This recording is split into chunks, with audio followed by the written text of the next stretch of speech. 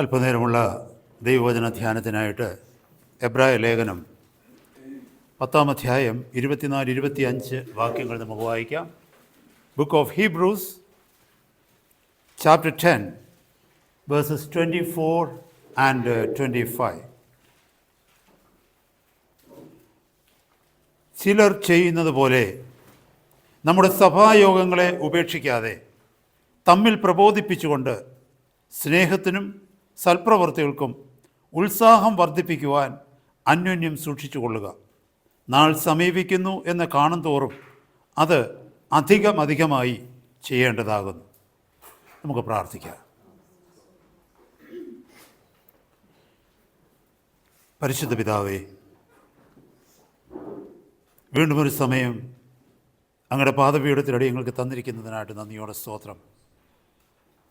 അങ്ങയുടെ ജനമാകുന്ന ഞങ്ങൾക്ക് ഇന്ന് പകൽക്കാലം ഉപവാസത്തോടെ തിരുസന്നിധിയിലേക്ക് കടന്നു വന്ന് അങ്ങയെ സ്തുതിക്കുവാൻ, അങ്ങയെ ആരാധിക്കുവാൻ, അവിടുത്തെ സന്നിധിയിൽ അങ്ങയുടെ മഹത്വത്തെ വർണ്ണിക്കുന്ന പാട്ടുകളെ പാടി ആത്മാവിൽ ഞങ്ങൾക്ക് സന്തോഷിപ്പാൻ കർത്താവ് കൃപ തന്നതിനായിട്ട് സ്തോത്രം. പ്രാർത്ഥിപ്പാൻ അനേക വിഷയങ്ങൾക്ക് തിരുസന്നിധിയിൽ മധ്യസ്ഥതയണച്ച് ജാഗരൂകരായി ആത്മാവിൽ ജാഗരിപ്പാൻ തന്ന കൃപയ്ക്കായി നന്ദിയോടെ സ്തോത്രം. ഞങ്ങളുടെ വചനത്തിൻ്റെ മുമ്പാകെ അടിയങ്ങളായിരിക്കുന്ന കർത്താവെ, കേൾപ്പിച്ച തിരുവചനത്തിലൂടെ ശ്രേഷ്ഠമേറിയ ഞങ്ങളുടെ ആലോചനകളെ അടിയങ്ങൾക്ക് തന്നാട്ട് കർത്താവിൻ്റെ പരിശുദ്ധാത്മാവെ, അങ്ങ് ഞങ്ങളുടെ ഹൃദയത്തിൽ വീണ്ടും ഒരു പ്രവൃത്തി ചെയ്ത് അങ്ങയുടെ വചനത്തോട് വിശ്വസ്തരായി ജീവിപ്പാൻ ദൈവകൃപ തന്നാട്ട്. അവിടുന്ന് പ്രാർത്ഥന കേട്ടിരിക്കുന്നതിനായിട്ട് സ്തോത്രം. യേശു കർത്താവിൻ്റെ പരിശുദ്ധ നാമത്തിൽ തന്നെ ആമേൻ. എല്ലാവരും പ്രാർത്ഥനയോടെ കർത്താവിനെ സന്നിധിയിൽ. നമ്മൾ കേട്ട വചനത്തെ ഒന്നുകൂടെ വായിക്കുവാനായിട്ട് ആഗ്രഹിക്കുന്നു. ചിലർ ചെയ്യുന്നത് പോലെ നമ്മുടെ സഭായോഗങ്ങളെ ഉപേക്ഷിക്കാതെ തമ്മിൽ പ്രബോധിപ്പിച്ചുകൊണ്ട് സ്നേഹത്തിനും സൽപ്രവർത്തികൾക്കും ഉത്സാഹം വർദ്ധിപ്പിക്കുവാൻ അന്യോന്യം സൂക്ഷിച്ചുകൊള്ളുക. നാൾ സമീപിക്കുന്നു എന്ന് കാണും തോറും അത് അധികമായി ചെയ്യേണ്ടതാകുന്നു. പലപ്പോഴും നമ്മൾ കരുതിയിരിക്കുന്നത്, ഞാൻ ദൈവവചനമൊക്കെ അനുസരിച്ചു, കർത്താവിൻ്റെ കൽപ്പനകളൊക്കെ അനുസരിച്ചു, ദൈവസഭയുടെ ഭാഗമായി തീർന്നു, ഇനി ഞാൻ ചെയ്യേണ്ടതായിട്ടൊന്നുമില്ല, ഞാൻ എന്നെ തന്നെ സൂക്ഷിക്കുക, ദൈവവചനം അനുസരിക്കുക, ദൈവത്തെ ഭയപ്പെടുക, നല്ല പ്രവൃത്തികൾ ചെയ്യുക, കർത്താവ് പറഞ്ഞിരിക്കുന്ന കൽപ്പനകളൊക്കെ അനുസരിച്ച് മുന്നോട്ട് ജീവിക്കുക, അത്രമാത്രം മതിയെന്നാണ് നമ്മൾ പലരും കരുതിയിരിക്കുന്നത്. നമ്മൾ കർത്താവിൻ്റെ ഹിതത്തിലാകുമെന്നും കർത്താവിനെ പ്രസാദിപ്പിക്കുമെന്നും കർത്താവിൻ്റെ അടുക്കൽ എത്തുമെന്നും നമ്മൾ ധരിച്ചിരിക്കുന്നു. എന്നാൽ ആ ധാരണയ്ക്കകത്തൊരു ചെറിയ പിശകൂടുണ്ട്, ഒരു ചെറിയ തെറ്റുണ്ട് അതിനകത്ത്. നമ്മളെ കർത്താവ് വിളിച്ചിരിക്കുന്ന ഒറ്റയ്ക്ക് ജീവിക്കുവാൻ വേണ്ടിയല്ല. The Christian life is not meant to be lived alone. God calls us to build up, strengthen and encourage each other in faith. മറ്റെല്ലാ റിലീജിയനേക്കാളും മറ്റെല്ലാ മതങ്ങളെക്കാളും നമ്മുടെ വിശ്വാസത്തിലുള്ള വ്യത്യാസം എന്തെന്ന് ചോദിച്ചാൽ, മറ്റു മതങ്ങളിലേക്ക് നോക്കിക്കഴിഞ്ഞാൽ ഒരു വ്യക്തികൾ കേന്ദ്രീകൃതമാണ്, വ്യക്തികളെ ആണ് നോക്കുന്നത്, അവർ പഠിപ്പിക്കുന്നത് വ്യക്തികളെയാണ്, വ്യക്തികളാണ് പ്രയോജനമുള്ളത്. എന്നാൽ നമ്മുടെ വിശ്വാസത്തിലേക്ക് കടന്നു വന്നാൽ വ്യക്തിക്കൽപ്പുറമായി വ്യക്തികൾ ചേർന്നുള്ള ഒരു കൂട്ടായ്മ, ബോഡി ഓഫ് ക്രൈസ്റ്റ്. നമ്മളെ കർത്താവ് ഒരു യൂണിറ്റിയിലേക്ക് കൊണ്ടുവന്ന, ഒരു ബോഡിയിലേക്ക്, ഒരു കൂട്ടായ്മയിലേക്ക് കൊണ്ടുവന്നിട്ട് അവിടെയാണ് ദൈവമഹത്വം നമ്മളിലൂടെ വെളിപ്പെടുത്തുന്നത്. അതിനെയാണ്, ആ കൂട്ടായ്മയ്ക്ക് പറയുന്ന പേരാണ് ദൈവസഭ. വീണ്ടെടുക്കപ്പെട്ട ദൈവജനത്തെ ദൈവം തൻ്റെ പരിശുദ്ധാത്മാവിൽ മറ്റൊരു ജനത്തോട് ചേർത്ത് നമ്മളെ ഒരുമിച്ച് അവിടുന്ന് പണിതെടുക്കുന്നു. അവിടെയാണ് ദൈവമഹത്വം വെളിപ്പെടുന്നത്. കാരണം എന്തെന്ന് ചോദിച്ചാൽ, കർത്താവ് ഇനി മധ്യാകാശത്ത് കടന്നു വരുന്നത് ദൈവത്തിൻ്റെ സഭയെ എടുക്കാൻ വേണ്ടിയാണ്. ദൈവത്തിൻ്റെ സഭയെയാണ് മണവാട്ടി എന്ന് വിളിക്കുന്നത്. ബുക്ക് ഓഫ് റെവലേഷൻ 19-ാം അധ്യായത്തിൽ, വെളിപാട് പുസ്തകം 19-ാം അധ്യായത്തിൽ കാണുന്ന മണവാട്ടിയെ നമുക്ക് കാന്തയെ കാണുന്നല്ലോ. ആ കാന്ത എന്ന് പറയുന്നത് ദൈവത്തിൻ്റെ സഭയാണ്. അപ്പോൾ ഞാൻ എന്നുള്ള വ്യക്തിയേക്കാൾ അപ്പുറം ഞാൻ ആയിരിക്കുന്ന സഭ, ദൈവസഭയുടെ ഒരു ഭാഗം മാത്രമാണ് ഞാൻ. എന്നെ പോലെ കർത്താവിൻ്റെ സന്നിധിയിൽ വീണ്ടെടുക്കപ്പെട്ട, കർത്താവ് വിളിച്ചു ചേർത്ത, കർത്താവ് നീതീകരിച്ച, കർത്താവ് വിശദീകരിച്ച, കർത്താവ് പണിതെടുത്തുകൊണ്ടിരിക്കുന്ന എൻ്റെ സഹോദരന്മാർ സഹോദരിമാർ ഒന്നിച്ചു കൂടുമ്പോൾ ആ കൂട്ടത്തിനാണ് ദൈവസഭയെന്ന് പറയുന്നത്. എനിക്ക് എന്നെക്കുറിച്ചുള്ള ഉത്തരവാദിത്വം പോലെ തന്നെ ഞാനായിരിക്കുന്ന ദൈവസഭയെക്കുറിച്ച് ഉത്തരവാദിത്വമുണ്ട്. അതായത് എൻ്റെ സഹോദരന്മാരെക്കുറിച്ച്, എൻ്റെ സഹോദരിമാരെക്കുറിച്ച് ഉത്തരവാദിത്വമുണ്ട്. നാം ഒരുമിച്ച് വളരുകയാണ്. കർത്താവിൻ്റെ സഭയെ കർത്താവിൻ്റെ ശരീരമെന്നാണ് വിളിക്കുന്നത് ദൈവത്തിൻ്റെ വചനത്തിൽ, അല്ലേ? കർത്താവിൻ്റെ ശരീരമാകുന്ന ദൈവസഭ എങ്ങനെയായിരിക്കണമെന്നുള്ളതിന് ഒരു ദൃഷ്ടാന്തം ദൈവത്തിൻ്റെ പരിശുദ്ധാത്മാവ് ദൈവവചനത്തിൽ എഴുതിയിരിക്കുന്നത് 1 കൊരിന്ത്യർ 12-ാം അധ്യായത്തിൻ്റെ 14 മുതലുള്ള വാക്യങ്ങളിൽ വായിച്ചാൽ മതി. ഒരു മനുഷ്യ ശരീരത്തോടാണ് ഉപമിച്ചിരിക്കുന്നത്. ഒന്ന് ഓർത്ത് നോക്കിക്കേ. ഞാൻ കുറേ വർഷങ്ങൾക്ക് മുമ്പ് ജനിച്ചു ഈ ഭൂമിയിൽ. ജനിച്ചപ്പോൾ ഈ ശരീരത്തിൽ ഇപ്പോഴുള്ള എല്ലാ അവയവങ്ങളും അന്നുണ്ടായിരുന്നു. പക്ഷേ അന്ന് ഈ അവയവങ്ങളുടെ നീളവും വലുപ്പവും ഒക്കെ നോക്കിക്കഴിഞ്ഞാൽ കൊച്ചു കുഞ്ഞായിരുന്നു ഞാൻ, അല്ലേ? A few kilos, may be 2 kilo 3 kilo or something, I don't know. 2-3 കിലോയേ ഉള്ളായിരുന്നു ഞാൻ. അന്ന് എനിക്ക് 2 കൈ ഉണ്ടായിരുന്നു, 2 കാലുണ്ടായിരുന്നു, ഈ ശരീരം ഉണ്ടായിരുന്നു, തലയുണ്ടായിരുന്നു, എല്ലാം ഉണ്ടായിരുന്നു. എന്നാൽ ഈ കാലക്രമത്തിൽ എന്തു പറ്റിയെന്നറിയാമോ? എൻ്റെ ശരീരത്തിൻ്റെ ഒരവയവം മാത്രമല്ല വളർന്നത്, എല്ലാ അവയവങ്ങളും ഒരുപോലെ പ്രപ്പോർഷനായിട്ട് വളരാൻ തുടങ്ങി. അങ്ങനെയാണ് നിങ്ങൾ ഇന്നെന്നെ കാണുന്ന രീതിയിൽ ഞാൻ ആയിത്തീർന്നത്. ഒന്ന് നിങ്ങൾ ചിന്തിച്ച്, ഏതെങ്കിലും ഒരു ശരീരം മാത്രമാണ് വളരുന്നതെങ്കിൽ അത് ക്ലിനിക്കലായിട്ടുള്ള ഒരു വലിയ പ്രോബ്ലമാണ്, അതല്ലേ? അല്ലേ? ഒരു ഡിസോർഡറാണ്, ഒരു ക്ലിനിക്കൽ ഡിസോർഡറാണത്. അത് വലിയ അങ്ങനെയുള്ള സാഹചര്യങ്ങളൊക്കെ ഉണ്ടാകാറുണ്ട്, നമ്മൾ കണ്ടിട്ടുണ്ട്. അൺഫോർച്ചുനേറ്റ് ആയിട്ടിരിക്കുന്ന ഭാഗ്യവശാൽ ചിലരൊക്കെ ജീവിതത്തിൽ അങ്ങനെ കാണുന്നുണ്ട്, കുഞ്ഞുങ്ങളെയൊക്കെ. സഹോദരങ്ങളെ, ദൈവസഭയെന്ന് പറയുമ്പോൾ ഒരു അംഗം മാത്രം വളരുകയല്ല, ഒരു സഹോദരൻ മാത്രം വളരുകയല്ല. ഞാൻ ദൈവസഭയിലേക്ക് വന്നാൽ ഞാൻ മാത്രം വളരുകയല്ല, എന്നോടൊപ്പം എൻ്റെ മറ്റ് സഹോദരന്മാരും സഹോദരിമാരും ആത്മീയമായി വളരണം. എങ്കിൽ മാത്രമേ ദൈവം ആഗ്രഹിക്കുന്നവണ്ണം ഈ ദൈവസഭ വളരുകയുള്ളൂ, കർത്താവിൻ്റെ ശരീരമാകുന്ന സഭ വളരുകയുള്ളൂ. എങ്കിൽ മാത്രമേ എന്നെ കൊണ്ട് കർത്താവിന് എന്തെങ്കിലും ചെയ്യാൻ പറ്റൂ. മനസ്സിലാക്കണമേ. So I have no existence outside the church. Very very serious ആയിട്ടുള്ളൊരു ഇഷ്യൂ. ഇന്ന് ഈ വചനത്തിലേക്ക് പോകുന്നതിന് മുമ്പ് പ്രാരംഭമായി ചില കാര്യങ്ങൾ ഞാൻ പറയുക. അനേകർ തെറ്റിദ്ധരിച്ച് വെച്ചിരിക്കുന്നത് എന്താണെന്നറിയാമോ? വീട്ടിലൊരു സോഫയുണ്ട്, സോഫയുടെ മുമ്പിൽ ഒരു ടെലിവിഷനുണ്ട്, ആ ടെലിവിഷനിൽ ഒരു കേബിൾ കണക്ട് ചെയ്തിട്ടുണ്ട്, കേബിളിലൂടെ ഒത്തിരി മെസ്സേജുകൾ കിട്ടുന്നുണ്ട് പല ചാനലുകളിലൂടെ, അല്ലെ യൂട്യൂബിലൊക്കെ കിട്ടുന്നുണ്ട്. എന്തിന് ഞാൻ ഇത്രയും വണ്ടി ഓടിച്ചിട്ട്, അല്ലെ ഇത്രയും പോയിട്ട് എനിക്ക് ഇഷ്ടപ്പെടാത്ത ചില സഹോദരന്മാരുടെ കൂടെ കൂട്ടുകൂടണം, എല്ലാ സഹോദരിമാരുടെ കൂടെ നിന്ന് ദൈവത്തെ ആരാധിക്കണം? അതിനേക്കാൾ എത്രയോ നല്ലത് എൻ്റെ മുറിക്കകത്തിരുന്ന് ഒരു ചായയും ഉണ്ടാക്കി ടേബിളിൻ്റെ മണ്ടയ്ക്ക് വെച്ചിട്ട് ആ ചായയും ഇടയ്ക്കിടയ്ക്ക് കുടിച്ച് മുമ്പിൽ ടെലിവിഷനിൽ കാണുന്ന ആ മെസ്സേജും കണ്ട് ആരാധനയും കണ്ട് അതിൻ്റെ കൂടെ കൈയടിച്ചിരുന്നാൽ പോരെ? നോ, അതിനല്ല എന്നെ നിങ്ങളെ വിളിച്ചിരിക്കുന്നത് കർത്താവ്. അതാ ഈ വചനത്തിൽ കേട്ടത്. ഞാൻ ആ വചനം വീണ്ടും ഒന്നുകൂടെ വായിക്കുമ്പോൾ നിങ്ങൾ ശ്രദ്ധിക്കണമേ. നമ്മളെ എല്ലാവരെയും കർത്താവ് പണിതുകൊണ്ടിരിക്കുക. അപ്പോൾ ദൈവസഭയുടെ മധ്യത്തിലേക്ക് സഹോദര സഹോദരി നീ കടന്നു വരുമ്പോൾ നിന്റെ വളർച്ചയോ നിന്റെ കുടുംബത്തിൻ്റെ വളർച്ചയോ മാത്രമല്ല നിന്റെ ഉത്തരവാദിത്വം ദൈവസന്നിധിയിൽ നമ്മുടെ സഹോദരന്മാരുടെയും സഹോദരിമാരുടെയും ദൈവസഭയുടെയും വളർച്ചയാണ്. അതിനായിട്ടാണ് നമ്മൾ പ്രാർത്ഥിക്കേണ്ടത്, അതിനായിട്ടാണ് നമ്മൾ ഉപവസിക്കേണ്ടത്, അതിനായിട്ടാണ് നമ്മൾ അധ്വാനിക്കേണ്ടത്. ഹല്ലേലൂയ. ഫെലോഷിപ്പ് എന്ന വാക്കിന് ഗ്രീക്കിൽ എഴുതിയിരിക്കുന്ന വേർഡാണ് കൊയ്നോനിയ. നമുക്കറിയാം, അല്ലേ? കൊയ്നോനിയ എന്ന് പറഞ്ഞാൽ it means participating, sharing and communing together. Participating and sharing and communing. Holy communion എന്ന് കേട്ടിട്ടില്ലേ? ഈ കമ്മ്യൂണിയൻ എന്നുള്ള വാക്കിൽ നിന്നാണ് കമ്മ്യൂണിറ്റി എന്ന വാക്കുണ്ടായിട്ടുള്ളത്. എന്ന് പറഞ്ഞാൽ ഒരേ ഉദ്ദേശത്തോടെ, ഒരേ താല്പര്യത്തോടെ, ഒരേ ലക്ഷ്യത്തോടെ ഒന്നിച്ചിരിക്കുന്ന ഒരു വ്യക്തിയാണ്, ഒന്നിച്ചിരിക്കുന്ന ഒരു കൂട്ടത്തെയാണ് കമ്മ്യൂണിറ്റി എന്ന് പറയുന്നത്. അപ്പോൾ participation, sharing and communion together, ഒന്നിച്ച് എല്ലാം ഷെയർ ചെയ്ത് പരസ്പരം ഒന്നിച്ച് വന്നിട്ട് സ്വന്തമെന്ന് പറഞ്ഞതുപോലെ മറ്റുള്ളവരെ സ്നേഹിച്ച്, മറ്റുള്ളവരെ കരുതി അവരോടുകൂടെ കൂട്ടായ്മ ആചരിക്കുന്നതിനെയാണ് ഫെലോഷിപ്പ് എന്ന് പറയുന്നത്. That is building one body. ശ്രദ്ധിക്കണമേ, ബിൽഡിംഗ് വൺ ബോഡി. ബോഡി എന്ന് പറയുമ്പോൾ എല്ലാവരും നമ്മുടെ ശരീരത്തെക്കുറിച്ച് ചിന്തിക്കുന്നത്. ബോഡി എന്നുള്ളതിന് ഒത്തിരി അർത്ഥങ്ങളുണ്ട്. ബോഡി എന്ന് പറഞ്ഞാൽ യൂണിറ്റ് എന്ന അർത്ഥമുണ്ട്. ഒരു യൂണിറ്റ് ആക്കുക, അല്ലെങ്കിൽ ഒരു കുടുംബമാക്കുക, അല്ലെങ്കിൽ ഒരു കൂട്ടമാക്കുക, അതിനാണ് ഈ ബോഡി എന്ന് പറയുന്നത്. So building one body to move in one style to one direction. മനസ്സിലായല്ലോ?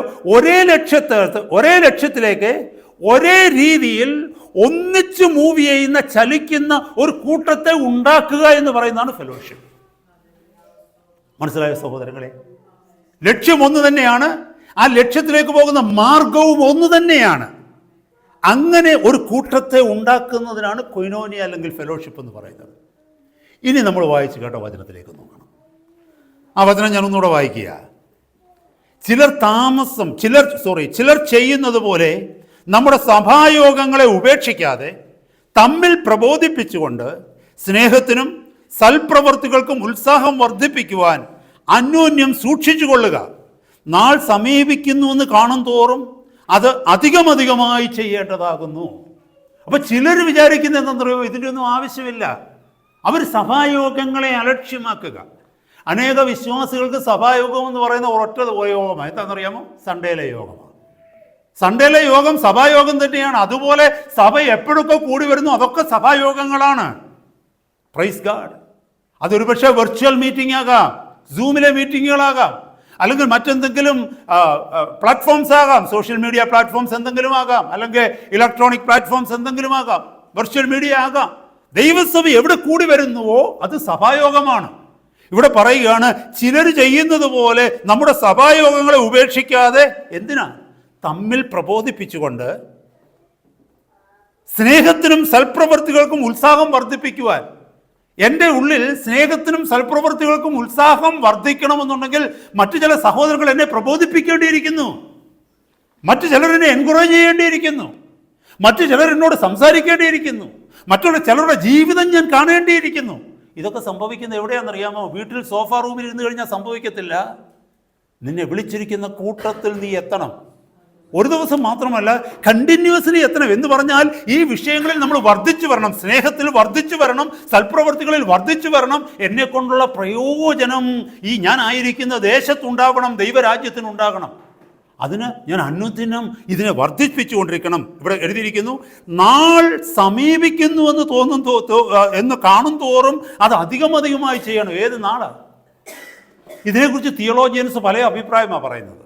ഒന്ന്, നിന്റെ അവസാന നാൾ, അല്ലെ എൻ്റെ അവസാന നാൾ. എത്ര നാൾ ഈ ഭൂമിയിലുണ്ടെന്ന് എനിക്ക് പറയാൻ പറ്റത്തില്ല. എൻ്റെ അവസാന നാൾ എപ്പോഴാണ് അറിയുന്നില്ല. എത്ര കാലം എനിക്കിത് ചെയ്യുവാൻ കഴിയുമെന്ന് അറിയുന്നില്ല. എത്ര കാലം ഈ ഭൂമിയിൽ ജീവിക്കുന്നു എന്ന് അറിയുന്നില്ല. അത് സമീപിക്കുക. ഓരോ ദിവസം കഴിയും തോറും I am coming closer to my grave. എൻ്റെ കല്ലറയ്ക്കടുത്തേക്ക്, സെമിത്തേരിക്കടുത്തേക്ക് ഞാൻ അടുത്തടുത്ത് വരികയാണ്. അത് അടുക്കുന്നു എന്ന് തോന്നും തോറും ഞാൻ ഈ കൂട്ടായ്മ കൂടുതൽ ചെയ്യണമെന്ന്. എന്ന് പറഞ്ഞാൽ ചെയ്തു തീർക്കുവാനുള്ള കാര്യങ്ങൾ എത്രയും പെട്ടെന്ന് ചെയ്തു തീർക്കുവാനുള്ള എനർജി, ഊർജം ദൈവസഭയിൽ നിന്ന്, എൻ്റെ സഹോദരന്മാരിൽ നിന്ന് ഞാൻ പ്രാപിക്കേണ്ടിയിരിക്കുന്നു. വേറൊരു കാര്യം, ഡേ എന്ന് പറയുന്നത് കർത്താവിൻ്റെ സന്നിധിയിൽ നിൽക്കുന്ന നാൾ, അല്ലെങ്കിൽ കർത്താവ് പ്രത്യക്ഷപ്പെടുന്ന നാൾ. അതടുത്ത് വരുന്നു എന്ന് തോന്നും തോറും നമ്മൾ ചെയ്യാനുള്ള കാര്യങ്ങളിൽ നമ്മൾ പെർഫെക്റ്റായി തീരേണ്ടതിന്, നമ്മൾ പൂർണ്ണരായി തീരേണ്ടതിന്, നമ്മൾ വളർച്ച പ്രാപിക്കേണ്ടതിന് സഭായോഗങ്ങളിലേക്ക് കടന്നു വന്ന് സഹോദരന്മാരുടെ കൂട്ടായ്മ അനുഭവിച്ച് നമ്മളിലെ സ്നേഹം വർദ്ധിക്കുവാൻ, നമ്മളിലെ സൽപ്രവർത്തിക്കായിട്ടുള്ള ആഗ്രഹം വർദ്ധിപ്പിക്കുവാൻ തക്കവണ്ണം ഹല്ലേലൂയ പ്രബോധനങ്ങളെ കൈക്കൊള്ളണം. ഇതാ വാക്യത്തിൻ്റെ അർത്ഥം. വളരെ പ്രധാനപ്പെട്ട 3 വിഷയങ്ങൾ ഈ ഭാഗവുമായിട്ട് ബന്ധപ്പെട്ട് ഇന്ന് പകൽക്കാലം ചിന്തിക്കുവാനായിട്ട് ആഗ്രഹിക്കുക. ഇവിടെ നമ്മൾ കേട്ടത് ഫെലോഷിപ്പിനെ കുറിച്ച്, കൂട്ടായ്മ, ദൈവസഭയുടെ മധ്യത്തിലുള്ള കൂട്ടായ്മ, ദൈവസഭയുടെ മധ്യത്തിലുള്ള ആത്മീക ബന്ധം. ദൈവസഭയിൽ എത്തിയെന്നുള്ളത് പോരാ. ദൈവസഭയിലേക്ക് കടന്നു വന്ന് ഏതെങ്കിലും ഒരു കോണിൽ ഒരു ചെയർ ഇട്ടിട്ട് അവിടെ ഇരുന്നാൽ പോരാ. ഹല്ലേലൂയ. ദൈവസഭയുമായിട്ട് ഞാൻ മുമ്പേ പറഞ്ഞു പോകുന്ന വലിയ ബന്ധമുണ്ട്. ഹല്ലേലൂയ. എൻ്റെ കയ്യിൽ, എൻ്റെ ശരീരത്തിൽ ഒരു കൈയുണ്ട്, ഇത് പ്രയോജനമില്ലാത്ത കൈയാന്ന് വെച്ചോ. ഈ കൈ പൊക്കുമ്പോൾ ഈ കൈക്ക് പൊങ്ങാൻ പറ്റുന്നില്ലെങ്കിൽ ഇതിനെ പറയുന്ന പേരാണ് പാരലൈസ്ഡ് ഹാൻഡ് എന്ന്. അല്ലേ? എന്താ പറയുന്നത്? മലയാളത്തിൽ പറയുന്നത് തളർവാദം പിടിച്ചെന്ന്, അല്ലേ? അങ്ങനല്ലേ പറയുന്നത്? തളർവാദം പിടിച്ച കൈ. അങ്ങനെ ഒരു കൈ ശരീരത്തുള്ളത് ഗുണമാണോ ദോഷമാണോ? ശരീരത്തിന് തന്നെ ഭാരമാണ്, ഒരു പ്രയോജനവുമില്ല, ഒരു ഷോ മാത്രമേ ഉള്ളൂ. ഹല്ലേലൂയ. മറ്റേ കൈ വിചാരിക്കുന്നത് ഈ കൈ എങ്ങനെങ്കിലും ഒന്ന് പൊങ്ങിയിരുന്നെങ്കിൽ എൻ്റെ ഭാരം കുറച്ച് കുറഞ്ഞനേമായിരുന്നല്ലോ, ഈ ശരീരത്തിന് വേണ്ടി എന്തെല്ലാം ചെയ്യാമായിരുന്നു. ശരിയല്ലേ? നമ്മുടെ ഒരു കൈക്ക് സ്വാധീനമില്ലാതെ വന്നു കഴിഞ്ഞാൽ ഈ ശരീരം എന്തുമാത്രം സഫർ ചെയ്യുമെന്ന് നിങ്ങൾക്കറിയാമോ സഹോദരങ്ങളെ? ആ കൈ, സ്വാധീനമില്ലാത്ത കൈ മാത്രമല്ല സഫർ ചെയ്യുന്നത്, ആ കൈ മൂലം ശരീരം മുഴുവനും സഫർ ചെയ്യുകയാണ്. ഇത് തന്നെയാണ് ഒരു സഹോദരനോ ഒരു സഹോദരിയോ ദൈവത്തിൻ്റെ സന്നിധിയിൽ ദൈവസഭയ്ക്കുള്ളിൽ പ്രയോജനമില്ലാത്തവരായി വന്നു കഴിഞ്ഞാൽ ആ വ്യക്തിക്ക് മാത്രമല്ല ദോഷം, ആ സഭ മുഴുവനും സഫർ ചെയ്യേണ്ടതായിട്ട് വരും. ശ്രദ്ധിച്ച് കേൾക്കണം. ഇന്നത്തെ പകൽക്കാലം കർത്താവിന് വലിയ ചില കാര്യങ്ങൾ നമ്മളെ ബോധിപ്പിക്കാറുണ്ട്. ഹല്ലേലൂയ. ഞാൻ എനിക്ക് വേണ്ടി മാത്രം തിരഞ്ഞെടുക്കപ്പെട്ടവനല്ല, ഞാൻ എനിക്ക് വേണ്ടി മാത്രം രക്ഷിക്കപ്പെട്ടവനല്ല. കർത്താവ് എന്നെ വിടുവിച്ചത്, കർത്താവ് എന്നെ രക്ഷിച്ചത് ഒരു സഭയുടെ ഭാഗമായി തീരണം. ആ സഭയാണ് സ്വർഗത്തിൽ കർത്താവിൻ്റെ കാന്തയായി വാഴാനായിട്ട് പോകുന്നത്. ആ സഭയുടെ ഭാഗമല്ല ഞാനെങ്കിൽ ഒരിക്കലും കർത്താവിൻ്റെ കാന്തയുടെ കൂട്ടത്തിൽ ഞാൻ എണ്ണപ്പെടത്തില്ല. ഹല്ലേലൂയ. കാരണം ഒരു ഇൻഡിവിജ്വൽ ഓണറായിട്ട് ഞാനങ്ങ് മാറിപ്പോകും. ശ്രദ്ധിക്കണമേ. അതുകൊണ്ട് 3 കാര്യങ്ങൾ വളരെ പെട്ടെന്ന് പറഞ്ഞ് തീർക്കുവാനായിട്ട് ഞാൻ ആഗ്രഹിക്കുകയാണ്. Number 1, the foundation of fellowship. കൂട്ടായ്മയുടെ അടിസ്ഥാനമാണ് നമ്മൾ ആദ്യം പഠിക്കേണ്ടത്. എങ്ങനെയാണ് കൂട്ടായ്മ തുടങ്ങേണ്ടത്? 10 പേർ ഒന്നിച്ചു കൂടിയ കൂട്ടായ്മയാകുമോ? ഹല്ലേലൂയ. 10 പേർ ഒന്നിച്ചു കൂടി, അവർ ഒന്നിച്ച് പാട്ടുപാടി പ്രാർത്ഥിച്ചു, ഒന്നിച്ച് ദൈവവചനം അങ്ങോട്ടും ഇങ്ങോട്ടും പറഞ്ഞാൽ ഒരു കൂട്ടായ്മയാകുമോ? ഒരു ദൈവസഭയാകുമോ? ദൈവവചനത്തിലേക്ക് നമുക്കൊന്ന് നോക്കാം. ഒരു ദൈവമാക്കി വെക്കുന്ന ഒരു ഫെലോഷിപ്പിൽ, ഒരു കൂട്ടായ്മയിൽ, ഒരു ദൈവസഭയിൽ എങ്ങനെയായിരിക്കണം? എന്താണ് അതിൻ്റെ അടിസ്ഥാനം? What is the foundation of fellowship? നമുക്കറിയാം, ആദ്യമായിട്ട് ഈ കൂട്ടായ്മ ഉണ്ടായത് എങ്ങനെയാണെന്നറിയാമോ? ആദ്യമായിട്ട് ഈ ദൈവസഭ ഈ ഭൂമിയിൽ ഉണ്ടായത് എങ്ങനെയാണെന്നറിയാമോ? നമ്മൾ അവിടേക്ക് പോയി പഠിക്കണം. അവിടെ നിന്നാണ് അത് തുടങ്ങിയത്. നമുക്കറിയാം, അപ്പോസ്തലപ്രവൃത്തി 2-ാം അധ്യായത്തിലേക്ക് വരുമ്പോൾ 2-ാം അധ്യായത്തിന് 42-ാമത്തെ വാക്യം, ആക്ട്സ് ചാപ്റ്റർ 2 വേഴ്സ് 42. അവർ, അതായത് കൂടി വന്നവർ, എന്നെയും നിങ്ങളെയും പോലുണ്ടായിരുന്നവർ, ഹല്ലേലൂയ, കർത്താവിൻ്റെ രക്തത്താൽ വിടുവിക്കപ്പെട്ടവർ, കർത്താവ് ആർക്കു വേണ്ടി മരിച്ചുവോ അത് സ്വയം സ്വീകരിച്ച് കർത്താവിൻ്റെ രക്ഷ ഏറ്റുപറഞ്ഞ് കർത്താവിൻ്റെ വചനത്തിന് കീഴ്പ്പെടുവാൻ തക്കവണ്ണം തങ്ങളെ തന്നെ സമർപ്പിച്ചവർ, അതാണ് അവർ. അവർ അപ്പോസ്തലന്മാരുടെ ഉപദേശം കേട്ടും കൂട്ടായ്മ ആചരിച്ചും അപ്പം നുറുക്കിയും പ്രാർത്ഥന കഴിച്ചും പോന്നു. ഇതൊരു കൂട്ടായ്മയെക്കുറിച്ചാണ് പറഞ്ഞത്. നിങ്ങൾ നോക്കിയേ, അവരെല്ലാവരും ചെയ്യുന്ന കാര്യം അവിടെ എഴുതിയിരിക്കുന്നത്. അവർ കൂടി വന്നിട്ട് എന്താ എഴുതിയെന്നറിയാമോ? ഒരാളൊരു ഒരു ചെയർ എടുത്തിട്ട് അപ്പുറത്തോട്ട് മാറി അങ്ങോട്ട് തിരിഞ്ഞിരുന്നു എന്നല്ല. ആ ആൾ പാട്ട് പാടിക്കൊണ്ടിരുന്നു, ഈ ആൾ ബൈബിൾ വായിച്ചുകൊണ്ടിരുന്നു, ഇവർ രണ്ടുപേരും തമാശ പറഞ്ഞുകൊണ്ടിരുന്നു. അങ്ങനല്ല. അവിടെ ആരൊക്കെ കൂടി വന്നുവോ അവർ ചെയ്തത് എന്താണെന്ന് അവിടെ എഴുതിയിരിക്കുന്നത്. അവരെല്ലാവരും ചെയ്തത് ഒന്ന് തന്നെയാണ് ചെയ്തത്. ശ്രദ്ധിക്കണമേ. എന്താ അവർ ചെയ്തത്? അവർ അപ്പോസ്തലന്മാരുടെ ഉപദേശം കേട്ടു. തങ്ങളുടെ മുമ്പിൽ ദൈവത്തിൻ്റെ തിരുവചനത്തിൻ്റെ ഉപദേശം പ്രസംഗിക്കപ്പെട്ടപ്പോൾ അവരെല്ലാം വളരെ ശ്രദ്ധയോടെ അത് കേട്ടു. അത് കേൾക്കുക മാത്രമല്ല, കേട്ടനുസരിച്ചു. 2, കൂട്ടായ്മ ആചരിച്ചു. കൂട്ടായ്മ എന്ന് പറഞ്ഞാൽ ഒന്നിച്ചു കൂടിയിരുന്ന് പാട്ടുപാടി പ്രാർത്ഥിച്ച് അങ്ങോട്ടും ഇങ്ങോട്ടും ഹാൻഡ് ഷേക്ക് ചെയ്ത് പ്രൈസലോടൊക്കെ പറഞ്ഞ് കൈ കൊടുത്തിട്ട് പിരിയുന്നത് മാത്രമല്ല കൂട്ടായ്മ. കൂട്ടായ്മയ്ക്ക് മറ്റു പല കാര്യങ്ങളുണ്ട്. നമ്മളിപ്പോൾ മുന്നോട്ട് പോകുമ്പോൾ അതിനെക്കുറിച്ച് പഠിക്കും. ആ കൂട്ടായ്മ ഇവർ ആചരിച്ചു. അപ്പം നുറുക്കി എന്ന് നമുക്ക് അറിയാമല്ലോ, ഹോളി കമ്മ്യൂണിയൻ. അപ്പം നുറുക്കുമ്പോൾ കർത്തൃമേശയെക്കുറിച്ചൊക്കെ നമുക്കറിയാമല്ലോ. അപ്പം നുറുക്കുമ്പോൾ എന്താ സംഭവിക്കുന്നതെന്ന് അറിയാമോ? ഒരേ അപ്പത്തിൻ്റെ അംശികളായി തീർന്നു. അവരുടെ മുമ്പിൽ കർത്താവിൻ്റെ ശരീരത്തിൻ്റെ ഓർമ്മയാകുന്ന അപ്പം, കർത്താവിൻ്റെ രക്തത്തിൻ്റെ ഓർമ്മയാകുന്ന വീഞ്ഞ് അല്ലെങ്കിൽ പാനപാത്രം, അത് അവർ പ്രാർത്ഥിച്ച് അവർ പരസ്പരം ഷെയർ ചെയ്തു. വലിയവനും ചെറിയവനുമൊന്നും എന്നുള്ള വ്യത്യാസമില്ലാതെ, ആണെന്നും പെണ്ണെന്നുമുള്ള വ്യത്യാസമില്ലാത്തത്, ഇന്ത്യനെന്നോ ആഫ്രിക്കനെന്നോ യൂറോപ്യനെന്നോ അമേരിക്കനെന്നോ ഉള്ള വ്യത്യാസമില്ലാതെ ദൈവസഭയുടെ ഭാഗമായിരിക്കുന്ന എല്ലാവരും ചേർന്ന് ആ അപ്പം നുറുക്കി അപ്പത്തിൻ്റെ അംശികളായിട്ട് അവർ തീർന്നു. അവിടെ ഒരു വ്യത്യാസവുമില്ല. വിദ്യാഭ്യാസമുള്ളവനൊന്നോ വിദ്യാഭ്യാസം ഇല്ലാത്തവനൊന്നുമില്ല, കറുത്തവനെന്നോ വെളുത്തവനെന്നോ മഞ്ഞക്കളറുള്ളവനൊന്നുമില്ല, ഹല്ലേലൂയ, ഉയരമുള്ളവനെന്നോ ഉയരം കുറഞ്ഞവനെന്നോ ഇല്ല, പണക്കാരനെന്നോ പാവപ്പെട്ടവനെന്നോ ഇല്ല, ബൈബിൾ അറിയാവുന്നവനോ അറിയാത്തവനെന്നോ ഒന്നുമില്ല, പ്രയോജനമുള്ളവനോ പ്രയോജനമില്ലാത്തവനൊന്നോ ഇല്ല, യജമാനെന്നോ ദാസനെന്നോ ഇല്ല. കർത്താവിൻ്റെ സന്നിധിയിലേക്ക് കർത്താവ് കൂട്ടിച്ചേർത്ത ദൈവജനം ഒരുമിച്ച് ഒരേ അപ്പത്തെ നുറുക്കി ഒരേ പാനപാത്രത്തിൽ നിന്ന് കുടിച്ചു. പിന്നെ പ്രാർത്ഥന കഴിച്ചു പോന്നു. അവർ ഒന്നിച്ചിരുന്ന് ദൈവസന്നിധിയിൽ കർത്താവ് കൊടുത്ത ആലോചന പ്രകാരം പ്രാർത്ഥന കഴിച്ചു പോന്നു. ഇവിടെ നമ്മൾ മനസ്സിലാക്കണമേ, ദേ ഡിവോട്ടഡ് ദംസെൽസ് എന്നാണ് ഇംഗ്ലീഷിൽ എഴുതിയിരിക്കുന്ന വാക്ക്. അവിടെ എഴുതിയിരിക്കുന്നു, and they continued steadfastly in the apostles doctrine and fellowship. മറ്റൊരു ട്രാൻസ്ലേഷനിൽ എഴുതിയിരിക്കുന്നു, ദേ ഡിവോട്ടഡ് ദംസെൽസ്. അവർ വിട്ടുകൊടുത്തു എന്നാ. ആ സമയത്ത് അവർക്ക് മറ്റു പല കാര്യങ്ങൾ ചെയ്യാമായിരുന്നു. എന്നാൽ അതൊക്കെ വിട്ടിട്ട്, വീട്ടിലെ കാര്യങ്ങൾ വിട്ടിട്ട്, ജോലിയുടെ കാര്യങ്ങൾ വിട്ടിട്ട്, മറ്റു പല കാര്യങ്ങൾ വിട്ടിട്ട്, കൂട്ടുകാരോടുള്ള കൂട്ടുകെട്ട് വിട്ടിട്ട് ആ സമയം അവർ ദൈവസഭയിലേക്ക് കടന്നു വന്ന് തങ്ങളെ തന്നെ ദൈവത്തിൻ്റെ ഹിതത്തിന് വേണ്ടി ദൈവസന്നിധിയിൽ they devoted themselves. Praise God. ഇത് ഫെലോഷിപ്പിൻ്റെ ഫൗണ്ടേഷനാണ് നമ്മൾ മനസ്സിലാക്കുന്നത്. ഇവിടെയാണ് ഫെലോഷിപ്പ് തുടങ്ങിയത്. ഈ വാക്യമാണ് ഫെലോഷിപ്പ് തുടങ്ങിയത്. ഇവിടെയാണ് ദൈവസഭ തുടങ്ങിയിരിക്കുന്നത്. Praise God. ദൈവസഭയുടെ അടിസ്ഥാന ഉപദേശമാണത്.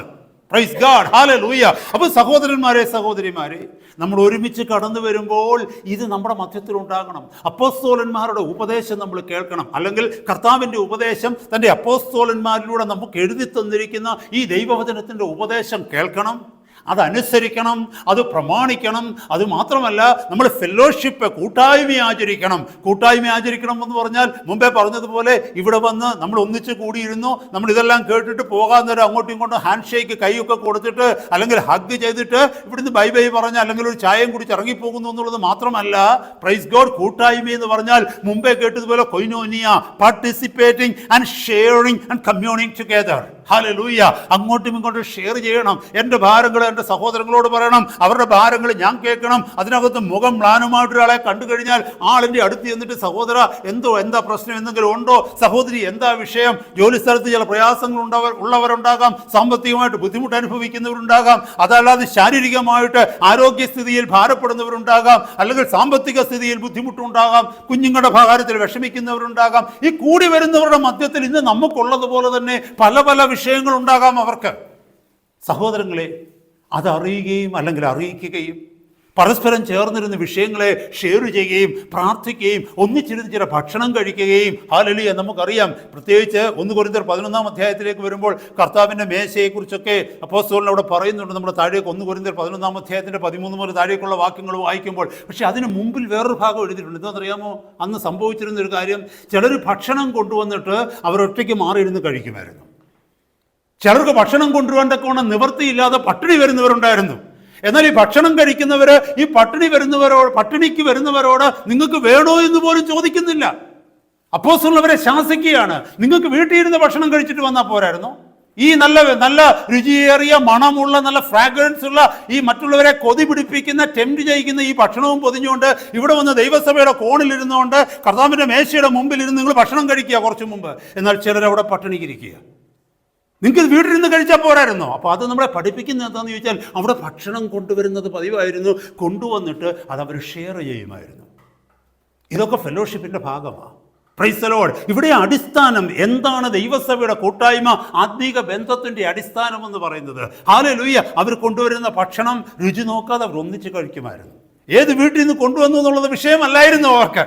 ഹല്ലേലൂയ. അവിടെ തൊടിയിലും തീണ്ടലും ഒന്നും ഇല്ലായിരുന്നു. ഇന്ത്യയിലൊക്കെ ചില ഭാഗങ്ങളിൽ ഇപ്പോഴും ഉള്ളതുപോലെ ചിലർ കൊണ്ടുവരുന്ന ഭക്ഷണം കഴിക്കത്തില്ല, ചിലർ കൊണ്ടുവരുന്ന ഭക്ഷണം രുചിയില്ല, ചിലർ കൊണ്ടുവരുന്ന ഭക്ഷണം മാറ്റിവെക്കും. നോ. ഹല്ലേലൂയ. ദൈവസന്നിധിയിൽ കൊടുത്ത് പ്രാർത്ഥിച്ച് അവർ കർത്താവിന് നന്ദി പറഞ്ഞ് അവർ ഒരുമിച്ച് ഹല്ലേലൂയ ഒന്നിച്ചിരുന്ന് അവർ ഭക്ഷണം കഴിക്കുക പതിവായിരുന്നു. ഇത് തുടക്കമാണ്. എന്നെ കേൾക്കുന്ന സഹോദരങ്ങളെ, ഈ ഒരു അനുഭവത്തിൽ മാത്രമേ നമുക്ക് ഒരു ലക്ഷ്യത്തിലേക്ക് നീങ്ങാനായിട്ട് പറ്റൂ. ഈ കൂടി വരുന്ന ജനം ഇങ്ങനെ പണിയപ്പെട്ടുവെങ്കിൽ മാത്രമേ, ഇങ്ങനെ ഒരു അവസ്ഥയിലായെങ്കിൽ മാത്രമേ സഹോദര സഹോദരി നമുക്ക് ഒന്നിച്ചു പോകാനായിട്ട് പറ്റൂ. ആമോസിൻ്റെ പ്രവാചക പുസ്തകം, ആമോസിൻ്റെ പുസ്തകത്തിനകത്ത് 3-ാം അധ്യായം 3-ാമത്തെ വാക്യത്തിൽ ഇങ്ങനെ പറയുന്നുണ്ട്, 2 പേർ ഒരുമനപ്പെടാതെ, 2 പേർ ഒന്നിച്ചാകാതെ അവർക്ക് എങ്ങനെ നടക്കാൻ പറ്റും? How can 2 go together except they agreed upon? അങ്ങനെ എഴുതിയിരിക്കുന്നത് അല്ലേ? എങ്ങനെയാ മലയാളത്തിൽ ആ വാക്യം ഒന്ന് വായിച്ചേ? 2 പേർ തമ്മിൽ ഒത്തിട്ടല്ലാതെ ഒരുമിച്ച് നടക്കുമോ? നമ്മൾ എങ്ങോട്ട് നടക്കാൻ വിളിക്കപ്പെട്ടവരാ? ഒരു ലക്ഷ്യത്തിലേക്ക് നടക്കാൻ വിളിക്കപ്പെട്ടവരാ. അപ്പോൾ നമ്മൾ ഒരുമിക്കാതെ, നമ്മൾ ഒരു ലക്ഷ്യത്തിലേക്ക്, ഒരു ജീവിത ശൈലിയിലേക്ക് വരാതെ, നമ്മുടെ ജീവിതം ചേർത്ത് പണിയപ്പെടാതെ നമുക്ക് പോകാൻ പറ്റുമോ മുന്നോട്ട്? ഒരിക്കലും ഒക്കത്തില്ല. സോ അതിനാണ് ഫെലോഷിപ്പ് ആവശ്യം. അപ്പോൾ ഒരു കാര്യം ചിന്തിച്ചേ, ഫെലോഷിപ്പ് ഇല്ലാത്ത ഒരു വ്യക്തിക്ക് കർത്താവിൻ്റെ അടുത്ത് എത്താൻ പറ്റുമോ? തീർത്തും ഞാൻ പറയുന്നത് കർത്താവിൻ്റെ അടുത്ത് എത്തത്തില്ല. കാരണം എന്താണെന്നറിയാമോ? പണിയപ്പെടുന്ന ഏക സ്ഥലം ദൈവസഭയാണ്. എനിക്ക് ഇഷ്ടമില്ലാത്ത, എൻ്റെ സ്വഭാവത്തോട് ചേരാൻ പറ്റാത്ത, എൻ്റെ ടെമ്പറമെൻറ്റിനോട് യോജിക്കാൻ പറ്റാത്ത മറ്റൊരു സഹോദരനോ സഹോദരിയോ ദൈവസഭയിലുണ്ടെങ്കിൽ അവരുടെ അടുക്കൽ ഞാൻ താഴേണ്ടടുത്ത് താഴണം. ഹല്ലേലൂയ, സ്തോത്രം. എന്നെ കണ്ടവർ പലതും പഠിക്കണം, അവരിൽ നിന്ന് ഞാൻ പലതും പഠിക്കണം. എൻ്റെ ചില റഫ് എഡ്ജസ് എന്ന് പറഞ്ഞാൽ നമ്മുടെ ജീവിതത്തിൻ്റെ ചില അനുഭവങ്ങളുണ്ടല്ലോ, ചില സ്വഭാവങ്ങളുണ്ടല്ലോ. മലയാളത്തിൽ പറയും പരുവരുത്ത സ്വഭാവങ്ങൾ, പരുക്കൻ സ്വഭാവങ്ങൾ. ഇതൊക്കെ ഒന്ന് മാറുന്നത് എവിടെയാണെന്നറിയാമോ? ദൈവസഭയുടെ മധ്യത്തിലാണ്. ഹല്ലേലൂയ. എനിക്ക് ഉൾക്കൊള്ളുവാൻ പറ്റാത്ത ഒരു സഹോദരനോട്, ഉൾക്കൊള്ളാൻ പറ്റാത്ത ഒരു സഹോദരിയുടെ അടുക്കൽ, ഹല്ലേലൂയ, ആ കൂട്ടായ്മയിൽ ഞാൻ ആയിരിക്കുമ്പോഴാണ് ദൈവത്തിൻ്റെ കരങ്ങളിലേക്ക് ഞാൻ എന്നെ കൊടുത്തിട്ട് എൻ്റെ കുറവുകളെ മനസ്സിലാക്കുകയും അവരോട് ചേർന്നുള്ള ഫെലോഷിപ്പിൽ ഞാൻ പണിയപ്പെടുകയും ചെയ്യുന്നത്. ദൈവസഭയിലേക്ക് വരാതിരിക്കുന്ന ഒരു വ്യക്തി പ്രൗഡാണെങ്കിൽ അവൻ മരിക്കുന്നതും പ്രൗഡായിട്ട് തന്നെയാണ്. ഹൈ എസ്റ്റീംഡ് തിങ്കിങ് ആണെങ്കിൽ അവൻ മരിക്കുന്നതും അങ്ങനെ തന്നെയായിരിക്കും, അല്ലെങ്കിൽ അവൾ മരിക്കുന്നതും അങ്ങനെയാണ്. ലോകത്തിൽ പണിയപ്പെടുന്ന ഏക സ്ഥലം ദൈവത്തിൻ്റെ സഭയാണ്. നമ്മൾ മറന്നു പോകരുത്. ആമോസിൻ്റെ പുസ്തകത്തിൽ പറയുന്ന പോലെ രണ്ടുപേർ ഒത്തിട്ടല്ലാതെ അവർക്ക് ഒന്നിച്ച് നടക്കാൻ പറ്റത്തില്ല. നമുക്കറിയാം, പ്രോവേർബ്സ് ചാപ്റ്റർ 27 വേഴ്സ് 17, സദൃശവാക്യങ്ങൾ 27:17 പറയുന്നു, അയൺ ഷാർപ്പൻസ് അയൺ. ഇരുമ്പിന് മൂർച്ച കൂട്ടുന്നു, മനുഷ്യന് മൂർച്ച കൂട്ടുന്നു. ഇരുമ്പിന് മൂർച്ച കൂട്ടുന്നു. രണ്ട് ഇരുമ്പ് കഷ്ണങ്ങൾ ഒന്നിച്ച് വരുമ്പോഴാണ് അത് ഷാർപ്പനാകുന്നത്, രണ്ടിനും മൂർച്ചയുള്ളതായിട്ട് വരുന്നത്. മാറി മാറി ഇരുന്ന് കഴിഞ്ഞാൽ അത് അവിടെ നിന്ന് തുരുമ്പിക്കത്തേ ഉള്ളൂ. It gets rusted. അതിനൊന്ന് തുരുമ്പിക്കത്തേ ഉള്ളൂ. അപ്പോൾ കൂട്ടായ്മയുടെ മധ്യത്തിലേക്ക് വരുമ്പോൾ നമ്മളിപ്പോൾ പഠിക്കുന്നത് കൂട്ടായ്മയുടെ അടിസ്ഥാനമാണ്. ഹല്ലേലൂയ. ദൈവസഭയിലെ കൂട്ടായ്മയുടെ ആത്മീക ബന്ധത്തിൻ്റെ അടിസ്ഥാനത്തെക്കുറിച്ചാണ് നമ്മൾ പഠിക്കുന്നത്. How important the other person to me, how important that sister to me, how important that brother to me. ആ സഹോദരൻ എനിക്ക് എത്ര പ്രധാനപ്പെട്ട വ്യക്തിയാണ്. ഹല്ലേലൂയ. എന്തുകൊണ്ടാണ് ഞാൻ ആ സഹോദരനെ മാനിക്കുന്നത്? എൻ്റെ വളർച്ചയ്ക്ക് വേണ്ടി ദൈവം ഒരുക്കി വെച്ചിരിക്കുന്ന ഒരു സഹോദരനാണ്. ഹല്ലേലൂയ.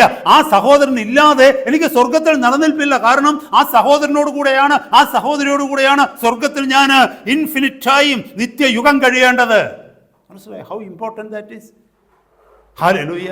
നമ്മളൊന്ന് ചിന്തിച്ച് നോക്കിയേ, നമ്മൾ ഏതെങ്കിലും ഒരു ദ്വീപിൽ എവിടെങ്കിലും, മനുഷ്യവാസം ഇല്ലാത്ത ഒരു ദ്വീപിൽ എവിടെങ്കിലും നമ്മൾ അകപ്പെട്ടു പോയി അവിടെ ഒറ്റയ്ക്കാണ് നമ്മൾ കഴിഞ്ഞെങ്കിൽ 50 വർഷം അല്ലെ 100 വർഷം അവിടെ കഴിഞ്ഞെന്ന് പറഞ്ഞാലും നമ്മൾ കൂടുതൽ റൂഡാകത്തേ ഉള്ളൂ, കൂടുതൽ പരുക്കനാകത്തേ ഉള്ളൂ. ഒരു സ്വഭാവത്തിലും മാറ്റം പറ്റില്ല. കോപിക്കത്തേ ഉള്ളൂ, മത്സരിയായി തീരത്തേ ഉള്ളൂ, അഹങ്കാരിയായി തീരത്തേ ഉള്ളൂ. ഹല്ലേലൂയ. ഈ ജീവിതത്തിന് മാറ്റം വരണമെങ്കിൽ മറ്റൊരു സഹോദരൻ അല്ലെങ്കിൽ മറ്റൊരു സഹോദരിയോടുള്ള കൂട്ടായ്മ ബന്ധത്തിൽ ഞാൻ ആയിത്തീരണം. ഹല്ലേലൂയ. 1 കൊരിന്ത്യർ 15-ാം അധ്യായം 33-ാമത്തെ വാക്യത്തിൽ മനോഹരമായൊരു വാക്യം ഞാൻ വായിച്ച് കേൾപ്പിക്കാം. അവിടെ എഴുതിയിരിക്കുന്നത് ഇങ്ങനെയാണ്, bad company corrupts good character. അവിടെ മലയാളത്തിൽ എഴുതിയിരിക്കുന്നത് വഞ്ചിക്കപ്പെടരുത്, ദുർഭാഷണത്താൽ സദാചാരം കെട്ടുപോകുമല്ലോ എന്നാണ് മലയാളത്തിൽ എഴുതിയിരിക്കുന്നത്. പക്ഷേ ഇംഗ്ലീഷിലൊരു ട്രാൻസ്ലേഷൻ എഴുതിയിരിക്കുന്നത് bad company corrupts good character. Hallelujah. നമ്മുടെ കൂട്ടായ്മ അല്ലെങ്കിൽ നമ്മൾ ആരുമായിട്ട് സഹവർത്തിത്വം നടത്തുന്നു, ആരുമായിട്ട് കൂട്ടുകൂടിയിരിക്കുന്നു, ആരുടെ ഫെലോഷിപ്പിലായിരിക്കുന്നു, അതാണ് നമ്മുടെ സ്വഭാവത്തെ സ്വാധീനിക്കുന്നത്. ചിന്തിക്കണമേ. പ്രത്യേകിച്ച് നമ്മുടെ കുഞ്ഞുങ്ങളൊക്കെ, when you are finding a friend for you, when you are choosing a friend for you, you have to be very careful. Hallelujah. നമ്മുടെ സ്വഭാവം അറിയണമെങ്കിൽ എല്ലാമല്ല, വൺ ഓഫ് ദി ഓപ്ഷനാണ് ഞാൻ പറയുന്നത്. ഒരു വഴി എന്താണെന്നറിയാമോ? നമ്മുടെ കൂട്ടുകെട്ട് ആരോടാണെന്ന് ചോദിച്ചാൽ മതി. നമ്മുടെ കൂട്ടുകെട്ട് ആരോടാണെന്ന് ചോദിച്ചാൽ മതി. ഹല്ലേലൂയ. മറ്റൊരു കാര്യം പറയണമോ? നമ്മുടെ സ്പിരിച്വാലിറ്റി ഒരു ലെവൽ വരെ, മൊത്തമെന്ന് ഞാൻ പറയത്തില്ല, ഒരു ലെവൽ വരെ അറിയണമെങ്കിൽ ഏത് ചർച്ചിലാണ് പോകുന്നത്, ഏത് ശുശ്രൂഷകർക്ക് കീഴ്പ്പെട്ടിരിക്കുന്നവരാണെന്ന് ചോദിച്ചാൽ മതി. എല്ലാവരും അങ്ങനെ ആവണമെന്നില്ല, അത് ഞാൻ തുടർന്ന് പറഞ്ഞേക്കാം. ഏറ്റവും ബെസ്റ്റ് ചർച്ചിലായാലും നമുക്കൊരു യൂദാസായിട്ട് വേണം ജീവിക്കാം. കർത്താവിൻ്റെ കൂടെ നടന്നയാളാ യൂദാസ, വല്ല പ്രയോജനം ഉണ്ടായോ? ആ കർത്താവിനെ തന്നെ അവന് ഒറ്റിക്കൊടുത്ത് ലാസ്റ്റിൽ. അപ്പോൾ ഒരു നല്ല സഭയിലായതുകൊണ്ട് പെർഫെക്റ്റ് ആവണമെന്നില്ല. ഞാൻ പറഞ്ഞത് വൺ ഓഫ് ദി യാർഡ് സ്റ്റിക്സാണ് പറയുന്നത്. ഹല്ലേലൂയ. അപ്പോൾ bad company corrupts good character. അപ്പോൾ എന്നെ കേൾക്കുന്ന സഹോദരങ്ങളെ, കൂട്ടായ്മയുടെ അടിസ്ഥാനം ഇതാണ്. എൻ്റെ ക്യാരക്ടർ പണിയപ്പെടുവാൻ I need a good company. എനിക്കൊരു നല്ല കൂട്ടായ്മ ആവശ്യമാണ്.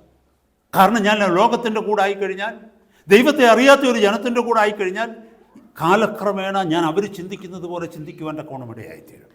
അവർ പോകുന്ന വഴിയിൽ ഞാൻ പോകുവാനിടയാകും. അവരെത്തുന്നിടത്ത് ഞാൻ എത്തുവാനും സാധ്യതയുണ്ട്. ഹല്ലേലൂയ. എന്നാൽ ദൈവസഭയിലേക്ക് കടന്നു വരുമ്പോൾ, ദൈവജനത്തിൻ്റെ കൂട്ടായ്മയിലായിരിക്കുമ്പോൾ അവരെപ്പോലെ ചിന്തിക്കുവാൻ, അവർ പോകുന്ന വഴിയിലൂടെ പോകുവാൻ, അവരെത്തുന്നിടത്ത് എത്തുവാൻ എനിക്ക് കഴിയും. Praise God. നമ്മളത് മറന്നു പോകരുത്. ഈ കൂട്ടായ്മയുടെ അടിസ്ഥാന തത്വം എന്താണെന്നറിയാമോ സഹോദരങ്ങളെ? കൊലോസ്യ ലേഖനം 1-ാം അധ്യായത്തിൻ്റെ 28-ാമത്തെ വാക്യം പഠിപ്പിക്കുന്നു, അങ്ങനെ ഞങ്ങൾ അവനെ അറിയിക്കുന്നതിൽ ഏതു മനുഷ്യനെയും ക്രിസ്തുവിൽ തികഞ്ഞവനായി നിർത്തേണ്ടതിന് ഏതു മനുഷ്യനെയും പ്രബോധിപ്പിക്കുകയും ഏതു മനുഷ്യനോടും സകല ജ്ഞാനത്തോടും കൂടെ ഉപദേശിക്കുകയും ചെയ്യുന്നു. ഹല്ലേലൂയ. ദൈവസഭയുടെ ഏറ്റവും പരമോന്നതമായ ഉത്തരവാദിത്വം ഇതാണെന്നറിയാമോ? ഏത് മനുഷ്യനെയും ക്രിസ്തുവിൽ തികഞ്ഞവനാക്കി തീർക്കുക. ഹല്ലേലൂയ. ഏത് മനുഷ്യനെയും ക്രിസ്തുവിൽ തികഞ്ഞവനായി തീർക്കുക. ഒരു ദൈവസഭയുടെ ഉദ്ദേശ്യം അതാണ്. ഒരു ശുശ്രൂഷയുടെ ഉദ്ദേശ്യം അതാണ്. അവിടെ കടന്നു വന്നിരിക്കുന്ന ജനത്തെ യേശുവിങ്കലേക്ക് തിരിക്കുക. അവിടെ നിൽക്കുന്ന പ്രീച്ചറിനെ പോലാകാനല്ല പറയുന്നത്, അല്ലെങ്കിൽ ലോകത്തിൽ ഏതെങ്കിലും ഒരു മനുഷ്യനെ കാണിച്ചു കൊടുത്തിട്ട് ആളിനെ പോലാകാനല്ല പറയുന്നത്. കടന്നു വരുന്ന ജനത്തിനോട് പറയുകയാണ്, നമ്മുടെ മാതൃക ക്രിസ്തുവാണ്. നാം ക്രിസ്തുവിന്റെ മണവാട്ടിയാണ്. മണവാട്ടി മണവാളനെ പോലെയാകണം. മണവാട്ടി മണവാളനെ പോലെ ചിന്തിക്കണം. മണവാട്ടിയുടെ ആഗ്രഹം മണവാളനോട് കൂടെ വസിക്കുന്ന ദിവസത്തിന് വേണ്ടിയായിരിക്കണം. അപ്പൊ കടന്നു വരുന്ന ജനത്തെ ക്രിസ്തുവിൽ തികഞ്ഞവരാക്കി തീർക്കുക. കൊലോസ്യ ലേഖനം 1-ാം അധ്യായം 28-ാമത്തെ വാക്യത്തിൽ അപ്പോസ്തലനായ പൗലോസ് ദൈവസഭയോട് പറയുക, അതുകൊണ്ടാണ് ഞങ്ങൾ അവനെ അറിയിക്കുന്നത്, അതുകൊണ്ടാണ് അവനെക്കുറിച്ച് ഞങ്ങൾ പ്രസംഗിക്കുന്നത്. കാരണം എന്തെന്നറിയാമോ? നിങ്ങൾ ക്രിസ്തുവിൽ തികഞ്ഞവരായി തീരണം. അതുകൊണ്ടാണ് സകല ജ്ഞാനത്തോടും കൂടെ, കർത്താവ് പകർന്ന സകല ജ്ഞാനത്തോടും സകല കൃപയോടും കൂടെ ഞങ്ങൾ ഈ ഉപദേശത്തെ പ്രസംഗിക്കുന്നത്. എന്നെ കേൾക്കുന്ന ദൈവമക്കളെ, അതാ ദൈവസഭയിൽ നമ്മൾ കേൾക്കേണ്ടത്. ക്രിസ്തുവിൽ തികഞ്ഞവരായി തീരണമെന്നുണ്ടെങ്കിൽ ദൈവസഭയിലേക്ക് കടന്നു വന്ന് ഈ ഉപദേശത്തെ, ദൈവിക ജ്ഞാനത്തെ നമ്മൾ പ്രാപിക്കേണ്ടിയിരിക്കുന്നു. മറന്നു പോകരുത് സഹോദരങ്ങളെ. ഏത് മനുഷ്യനോടും സകല ജ്ഞാനത്തോടും കൂടെ ഉപദേശിക്കുകയും ചെയ്യുന്നു. പലർക്കും ഉപദേശം ആഗ്രഹമില്ല, പലർക്കും ഉപദേശം ആവശ്യമില്ല. നിങ്ങളൊന്ന് ഓർത്ത് നോക്കിക്കേ, ഏതെങ്കിലും അപ്പോസ്തലന്മാർ ദൈവത്തിൻ്റെ വചനത്തിൽ നമ്മൾ കാണുന്നുണ്ടോ ജനം അംഗീകരിച്ച അപ്പോസ്തലന്മാരെ ആരെയും? ഇല്ല. ഏത് ലേഖനം എടുത്ത് നോക്കുകയും അതിനകത്തെ കുറഞ്ഞ പക്ഷം 2-3 വാക്യങ്ങളും ഉണ്ടാകും അപ്പോസ്തലന്റെ ഹൃദയത്തിലെ ഭാരങ്ങൾ എഴുതിയിരിക്കുന്നത്. താൻ അനുഭവിക്കുന്ന നിന്ദയെക്കുറിച്ച്, താൻ അനുഭവിക്കുന്ന പരിഹാസത്തെക്കുറിച്ച്, വിശ്വാസികളിൽ നിന്ന് പോലും തനിക്കുണ്ടാകുന്ന തിരസ്കരണത്തെക്കുറിച്ച് അപ്പോസ്തലൻ എഴുതിയിരിക്കുന്ന ഭാഗങ്ങൾ നമുക്ക് അവിടെ കാണുവാനായിട്ട് കഴിയും. ദൈവസഭയെക്കുറിച്ച്, ദൈവജനത്തെക്കുറിച്ച് വിശ്വാസികളിൽ ചിലരുടെ പേരെടുത്തു പോലും പറഞ്ഞിരിക്കുന്ന ലേഖനങ്ങൾ ഇവിടെ ഉണ്ട്. ഞാൻ അവിടെയൊക്കെ പോകുന്നില്ല. പോയി കഴിഞ്ഞാൽ എനിക്ക് മെസ്സേജ് പറയാൻ സമയം കിട്ടാതെ വരും. കാരണം എന്നാണെന്നറിയാമോ? അത് പഠിപ്പിക്കുന്ന ഇതാണ്, അവരുടെ ഉപദേശങ്ങൾ സ്വീകരിക്കുവാൻ തക്കവണ്ണം താല്പര്യമില്ലാത്തവർ അവരുടെ സഭകളിൽ ഉണ്ടായിരുന്നു. എന്നെ കേൾക്കുന്ന സഹോദര സഹോദരി, നമ്മുടെ ജീവിതത്തിൽ മാറ്റം വരണമെങ്കിൽ, ദൈവം ആഗ്രഹിക്കുന്നവണ്ണം നമ്മൾ ആയിത്തീരണമെങ്കിൽ, ഹല്ലേലൂയ, ഉപദേശത്തിന് നമ്മൾ കീഴ്പ്പെടണം. നമ്മുടെ ജീവിതത്തിലേക്ക് ദൈവത്തിൻ്റെ ആത്മാവ് നോക്കിക്കൊണ്ട് ചില വാക്യങ്ങൾ, ചില വചനങ്ങൾ നമ്മളോട് സംസാരിക്കുമ്പോൾ ആ വചനത്തിന് കീഴ്പ്പെടുവാൻ തക്കവണ്ണം, നമ്മളതിന് താഴുവാൻ തക്കവണ്ണം, നമ്മളതിന് വിധേയപ്പെടുവാൻ തക്കവണ്ണം നമ്മളെ തന്നെ ഏൽപ്പിച്ചു കൊടുക്കണം. ഇത് കൂട്ടായ്മയുടെ അടിസ്ഥാനമാണ്. ഈ ഉദ്ദേശത്തോടു കൂടി മാത്രമേ കൂട്ടായ്മയിലേക്ക് നമ്മൾ കടന്നു വരുവാൻ പാടുള്ളൂ.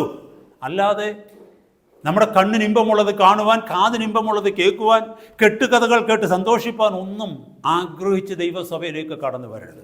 അല്ലെങ്കിൽ അവിടെ നടക്കുന്ന മ്യൂസിക് എൻജോയ് ചെയ്യുവാനായിട്ട് കർത്താവിൻ്റെ സഭയിലേക്ക് കടന്നു വരരുത്. അല്ലെങ്കിൽ ഏതെങ്കിലും ഒരു ക്ലബിൽ പോയി പാർട്ടി ടൈം ചെയ്യുന്നത് പോലെ പാർട്ടി ടൈം ചെയ്യുവാനുള്ള ആറ്റിറ്റ്യൂഡോടുകൂടി ദൈവസഭയിലേക്ക് ആരും കടന്നു വരരുത്. എപ്പോഴും ഓർക്കണമേ, പണിയപ്പെടാനായിട്ട് കടന്നു വരണം. നമ്മുടെ ജീവിതം രൂപാന്തരപ്പെടുവാനായിട്ട് കടന്നു വരണം. ക്രിസ്തുവിൻ്റെ രൂപത്തോട് അനുരൂപരായി തീരുവാൻ കടന്നു വരണം. കാരണം എന്തെന്നറിയാമോ? ക്രിസ്തുവിനോടുകൂടെ വസിക്കുവാൻ തക്കവണ്ണം ആഗ്രഹിച്ച് ആ ലക്ഷ്യത്തിലേക്ക് പോകുവാൻ തയ്യാറെടുക്കുന്ന ഒരു ജനമാണ് നമ്മൾ. അതല്ലെങ്കിൽ പിന്നെ സഭയുടെ ഒരു ആവശ്യവുമില്ല. ഹല്ലേലൂയ. എഫേസ്യ ലേഖനം 2-ാം അധ്യായത്തിൻ്റെ 20-ാമത്തെ വാക്യത്തിൽ പറയുന്നു, ക്രിസ്തു തന്നെ മൂലക്കല്ലായിരിക്കെ നിങ്ങളെ അപ്പോസ്തലന്മാരും പ്രവാചകന്മാരും എന്ന അടിസ്ഥാനത്തിൻ്റെ മേൽ പണിതിരിക്കുന്നു. ക്രിസ്തു തന്നെ മൂലക്കല്ലായിരിക്കെ നിങ്ങളെ അപ്പോസ്തലന്മാരും പ്രവാചകന്മാരും എന്ന് പറയുന്ന അടിസ്ഥാനത്തിൻ്റെ മേൽ പണിതിരിക്കുക. ഒന്ന് ഓർത്തു നോക്കിയേ, ഒരടിസ്ഥാനത്തിൻ്റെ മേൽ ഒരു പില്ലറിട്ട് ഒരു കല്ല് വെച്ച് ഇങ്ങനെ പണിത് കഴിഞ്ഞാൽ അതിന് തോന്നുന്ന സമയത്ത് അവിടെ നിന്ന് ഇറങ്ങിപ്പോകാൻ പറ്റുമോ? നമ്മൾ പണിയപ്പെട്ടവരാ. എവിടെ? ക്രിസ്തു എന്ന് പറയുന്ന മൂലക്കല്ലിൽ. അപ്പോസ്തലന്മാരും പ്രവാചകന്മാരും എന്ന് പറഞ്ഞാൽ ന്യായപ്രമാണം അല്ലെങ്കിൽ ദൈവത്തിൻ്റെ തിരുവചനം, അതാണ് അതിൻ്റെ അർത്ഥം. ഉപദേശത്തിൻ്റെ മേൽ പണിയപ്പെട്ടവരാണ്. അപ്പോസ്തോലിക ഉപദേശത്തിൻ്റെ മേൽ പണിയപ്പെട്ടവരാണ് നമ്മൾ. ഹല്ലേലൂയ.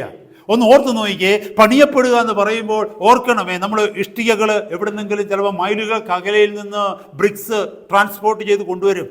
ട്രാൻസ്പോർട്ട് ചെയ്ത് കൊണ്ടുവന്നിട്ട് ഈ ബിൽഡിംഗ് സൈറ്റിൽ കൊണ്ടുവന്ന് വെച്ചിട്ട് ആ പണിയുന്ന വീട് പണിയുന്ന ആ സൈറ്റിൽ കൊണ്ടുവന്നിട്ട് കുറേ നാൾ അവിടെ വെറുതെ ഇരിക്കും. അത് വെറുതെ കിടക്കുമ്പോൾ വലിയ അപകടമാണതിനല്ലേ, ആ ബ്രിക്കിന് വലിയ അപകടമാണ്.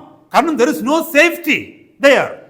അവിടെ ആ പോകുന്നവർക്ക് വേണേൽ അതെടുത്ത് താഴെ ഇടാം, അല്ലേ? നമ്മൾ കണ്ടിട്ടില്ലേ റോഡിലൊക്കെ ഇഷ്ടികയൊക്കെ പൊടിഞ്ഞ്, ഇവിടെയല്ല നാട്ടിലെ കാര്യങ്ങളൊക്കെ അറിയത്തില്ലേ, റോഡിൽ കൂടെ പോകുമ്പോൾ കാണാം ഒരു ഇഷ്ടിക ഷേപ്പ്ലെസ് ആയിട്ട് അവിടെ പൊടിഞ്ഞ് കിടക്കുന്ന കാണാം. എന്ന് പറഞ്ഞാൽ പോയ വഴിക്ക് ആരോ ഒരുത്തൻ അതൊരു തട്ട് തട്ടി സൈഡിൽ കൂട്ടി വെച്ചിരുന്ന സ്റ്റാക്ക് ചെയ്തിരുന്ന ഇഷ്ടിക, അതിനൊക്കെ പേര് പറയുക, പണ്ടൊക്കെ എനിക്കറിയാമായിരുന്നു, ഇപ്പോൾ അതൊക്കെ മറന്നുപോയി. ഇഷ്ടികകളൊക്കെ അടിക്കടിക്ക് വെച്ചേക്കത്തില്ലേ, സ്റ്റാക്ക് ചെയ്ത് വെക്കും. അപ്പോൾ അതിന് മണ്ടയ്ക്ക് ലൂസ് വരുന്നതൊക്കെ എടുത്ത് വെക്കും. അപ്പോൾ ആരെങ്കിലും പോയവരാരെങ്കിലും ഒരു തട്ടി കാണും, മുകളിലിരുന്ന ഒരു ഇഷ്ടിക താഴെ പോയി കാണും, അതിന് വണ്ടിക്കൂടെ ഒരു വണ്ടി കയറിപ്പോയി കാണും, ഇല്ലേ? ഞാനൊരു കാര്യം ചോദിക്കട്ടെ, എന്തൊരു അപകടത്തിലാണ് ഇഷ്ടിക. അപ്പോൾ ആ ഇഷ്ടിക അങ്ങനെ ഇരിക്കുന്നിടത്തോളം അതിന് ഗ്യാരണ്ടി ഇല്ല, ഏത് സമയത്തും ഇല്ലാതായേക്കാം. എന്നാൽ അത് ഒരു മേശിരി എടുത്തിട്ട് അതിനെ ഒരു ഭിത്തിയിലേക്ക് കയറ്റിയിട്ട് മുകളിലും സൈഡിലെല്ലാം സിമെൻറ്റ് മോർട്ടർ ഇട്ടിട്ട് സിമെൻറ്റിൻ്റെ ചാന്ത് ചേർത്ത് അതിനെ ചേർത്തൊരു ഭിത്തിയായിട്ട് പണിഞ്ഞു കഴിഞ്ഞാൽ that is A safest place A brick can ever B. ഒരു ഇഷ്ടികയ്ക്ക് സേഫസ്റ്റ് ആയിട്ട് ഇരിക്കാൻ പറ്റുന്നൊരു സ്ഥലമാണ് ഒരു ഭിത്തി, അല്ലേ?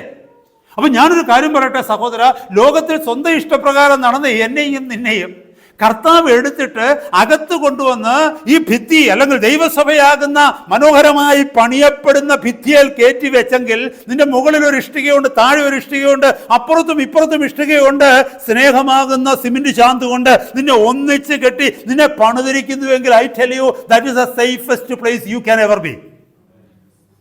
കാരണം ചുറ്റും സഹോദരങ്ങളെ, അതിൻ്റെ മധ്യത്തിൽ സ്നേഹമാകുന്ന ക്രിസ്തുവിൻ്റെ സ്നേഹമാകുന്ന മോട്ടർ വെച്ച് ചേർത്തിരിക്കുക. എന്നെയും എൻ്റെ സഹോദരങ്ങളെയും തമ്മിൽ ചേർത്ത് വെച്ചിരിക്കുന്ന ക്രിസ്തുവിൻ്റെ സ്നേഹമാണ്.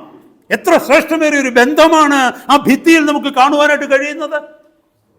ഇവിടെ അതാ പറയുന്നത്, ക്രിസ്തു തന്നെ മൂലക്കല്ലായിരിക്കെ അപ്പസ്തോലിക ഉപദേശത്തിൻ്റെ മേൽ നിങ്ങളെ പണിതിരിക്കുന്നു എന്നാണ് പറഞ്ഞിരിക്കുന്നത്. ഇതാണ് ഫെല്ലോഷിപ്പിൻ്റെ അടിസ്ഥാനം. ഈ ഉദ്ദേശത്തോടെയാണ് ദൈവസഭയുടെ മധ്യത്തിലേക്ക് ഞാൻ കടന്നു വരേണ്ടത്. ഹല്ലേലൂയ.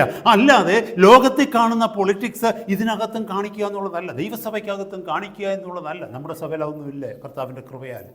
ഹല്ലേലൂയ. ഇതൊരു ജനറൽ മെസ്സേജ് ആയതുകൊണ്ട് ഞാനിതിങ്ങനെ പറയുന്നു എന്ന് മാത്രമേ ഉള്ളൂ. ഹല്ലേലൂയ. നമുക്കറിയാം അനേകയിടത്ത് ലോകത്തിൻ്റെ ഡെമോക്രസിയാണ് ദൈവത്തിൻ്റെ സഭയിൽ. ദൈവത്തിൻ്റെ സഭയിൽ ഡെമോക്രസിയാണോ? ദൈവത്തിൻ്റെ സഭയിൽ അരിസ്റ്റോക്രസിയാണോ?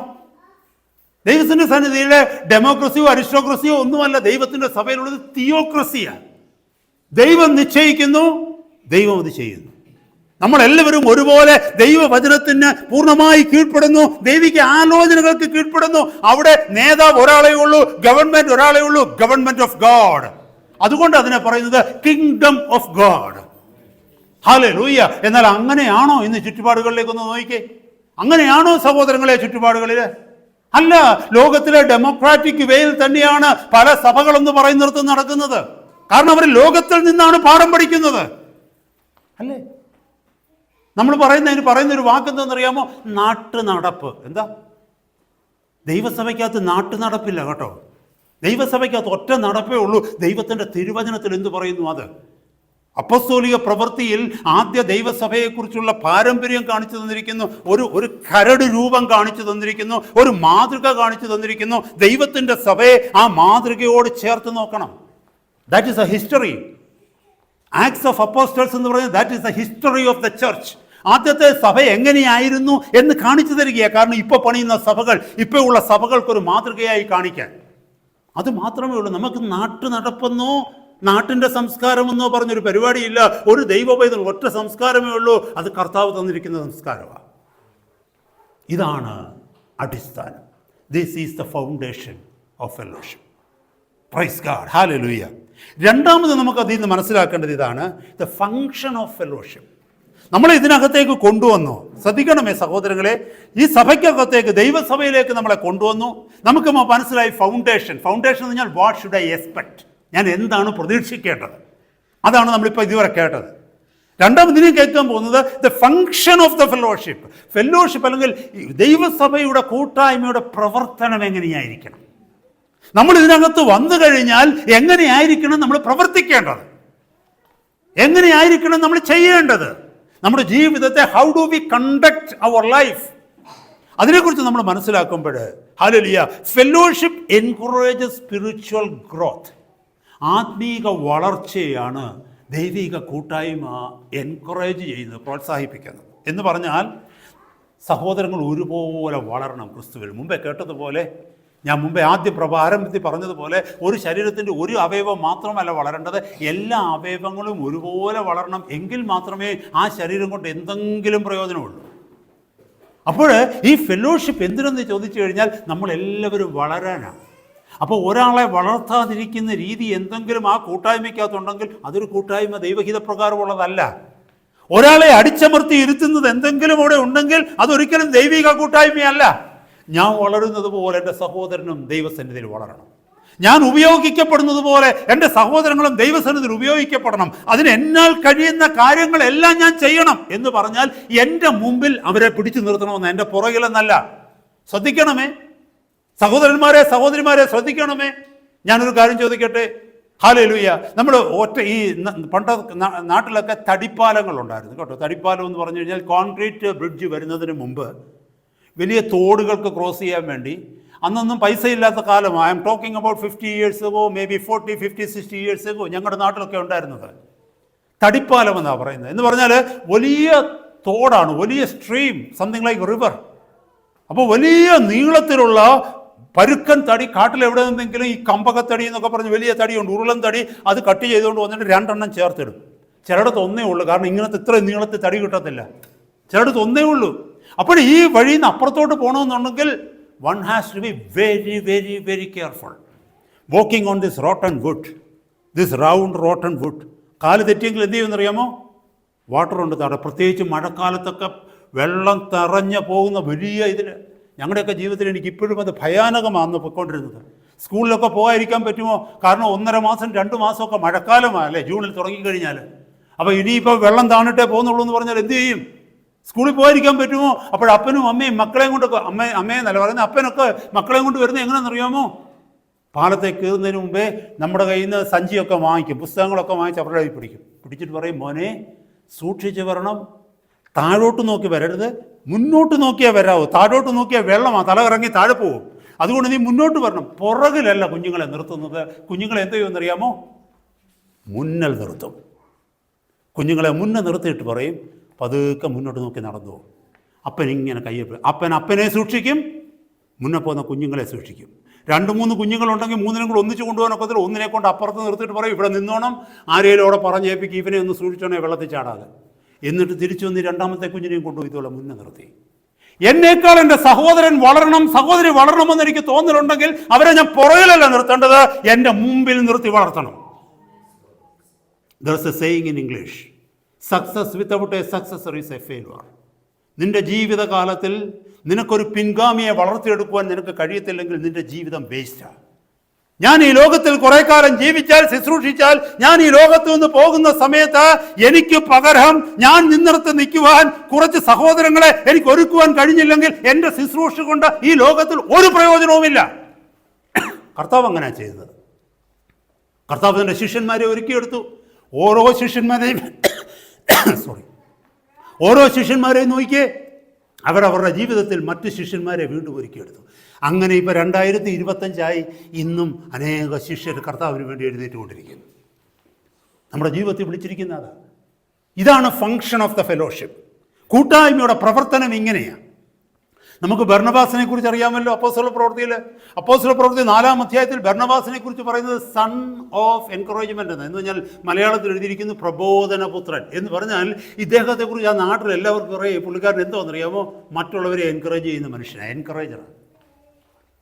അപ്പോസ്തല പ്രവൃത്തി 9-ാം അധ്യായത്തിൽ പൗലോസിൻ്റെ രംഗപ്രവേശം നമുക്ക് കാണാനായിട്ട് പറ്റും. ശൗലിനെ കണ്ട മനുഷ്യനെല്ലാം പേടിച്ചോടുമായിരുന്നു. ശൗൽ എന്ന് പറഞ്ഞ ഉപദ്രവകാരിയായിരുന്നല്ലേ, ദൈവത്തിൻ്റെ സഭയെ മുടിച്ചുകൊണ്ടിരുന്നവനാ. ഹല്ലേലൂയ.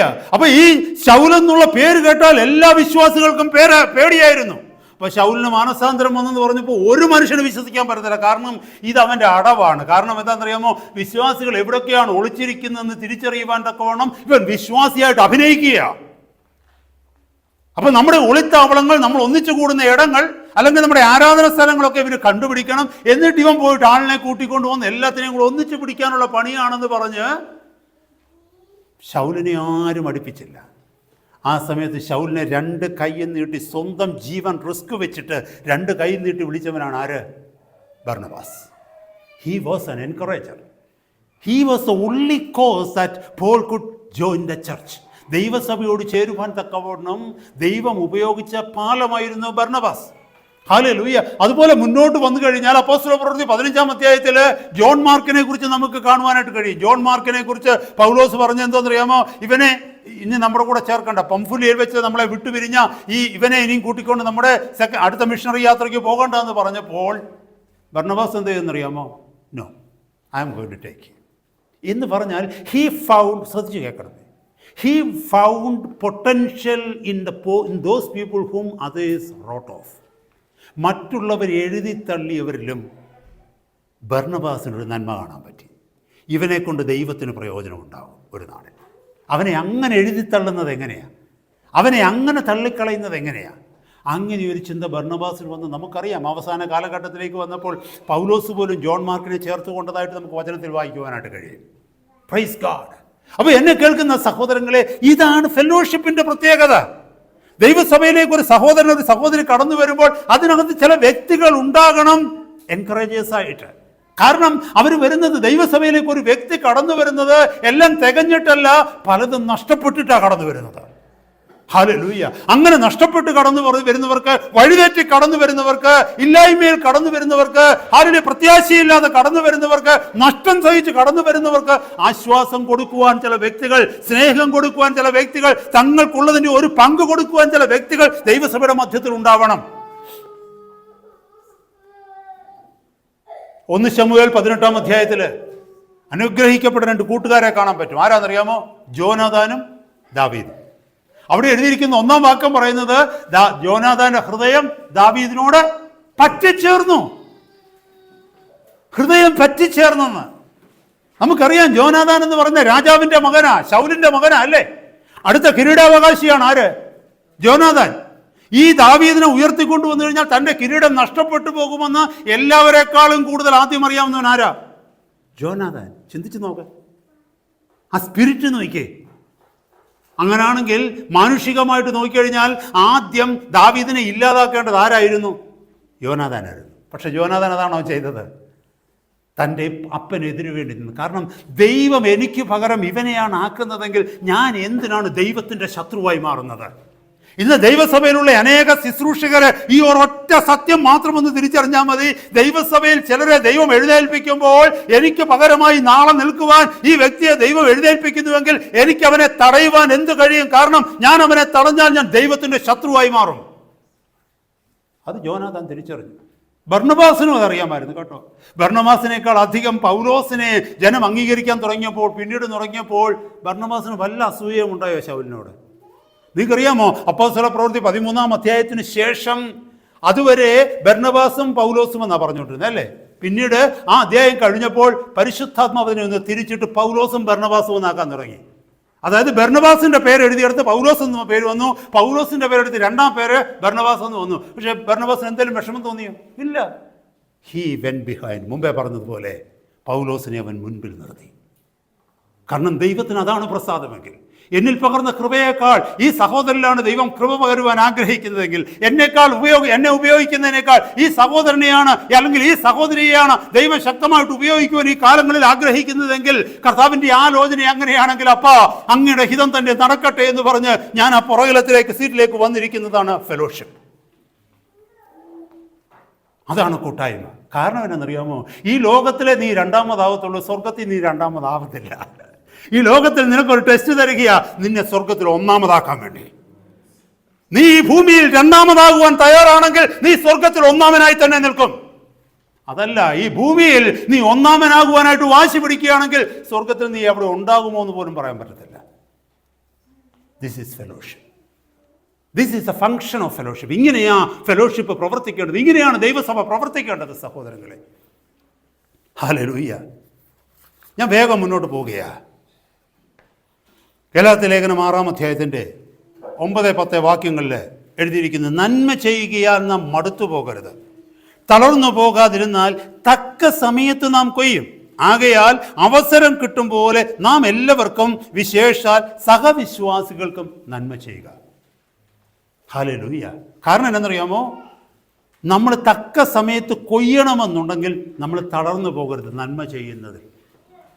ഈ ഭൂമിയിൽ നമ്മൾ നന്മ ചെയ്യുന്നവരായിരുന്നാൽ തക്ക സമയത്ത് കൊയ്യുമെന്ന് പറഞ്ഞാൽ ഒരു വലിയ ഹാർവെസ്റ്റ് കർത്താവ് നമുക്ക് തരും. അമർത്ത് കുലുക്കി കർത്താവ് ഒരു നിറവ് നമ്മുടെ മടിയിൽ അവൻ അളന്നല്ല പകർന്നു തരും. ശ്രേഷ്ഠമേറിയ ഒരു പ്രതിഫലം കർത്താവ് നമുക്ക് സ്വർഗത്തിൽ തരും. നാം ഈ ഭൂമിയിൽ നന്മ ചെയ്ത് ക്രിസ്തുവിൻ്റെ നാമത്തിൽ, യേശുവിൻ്റെ നാമത്തിൽ നന്മ ചെയ്ത് തളരാതിരുന്നാൽ, എന്നെ കേൾക്കുന്ന സഹോദര സഹോദരി, ഈ ഭൂമിയിലുള്ള നമുക്കുള്ളതെല്ലാം നമ്മൾ ഒരു ദിവസം കളഞ്ഞിട്ട് പോകേണ്ടി വരും.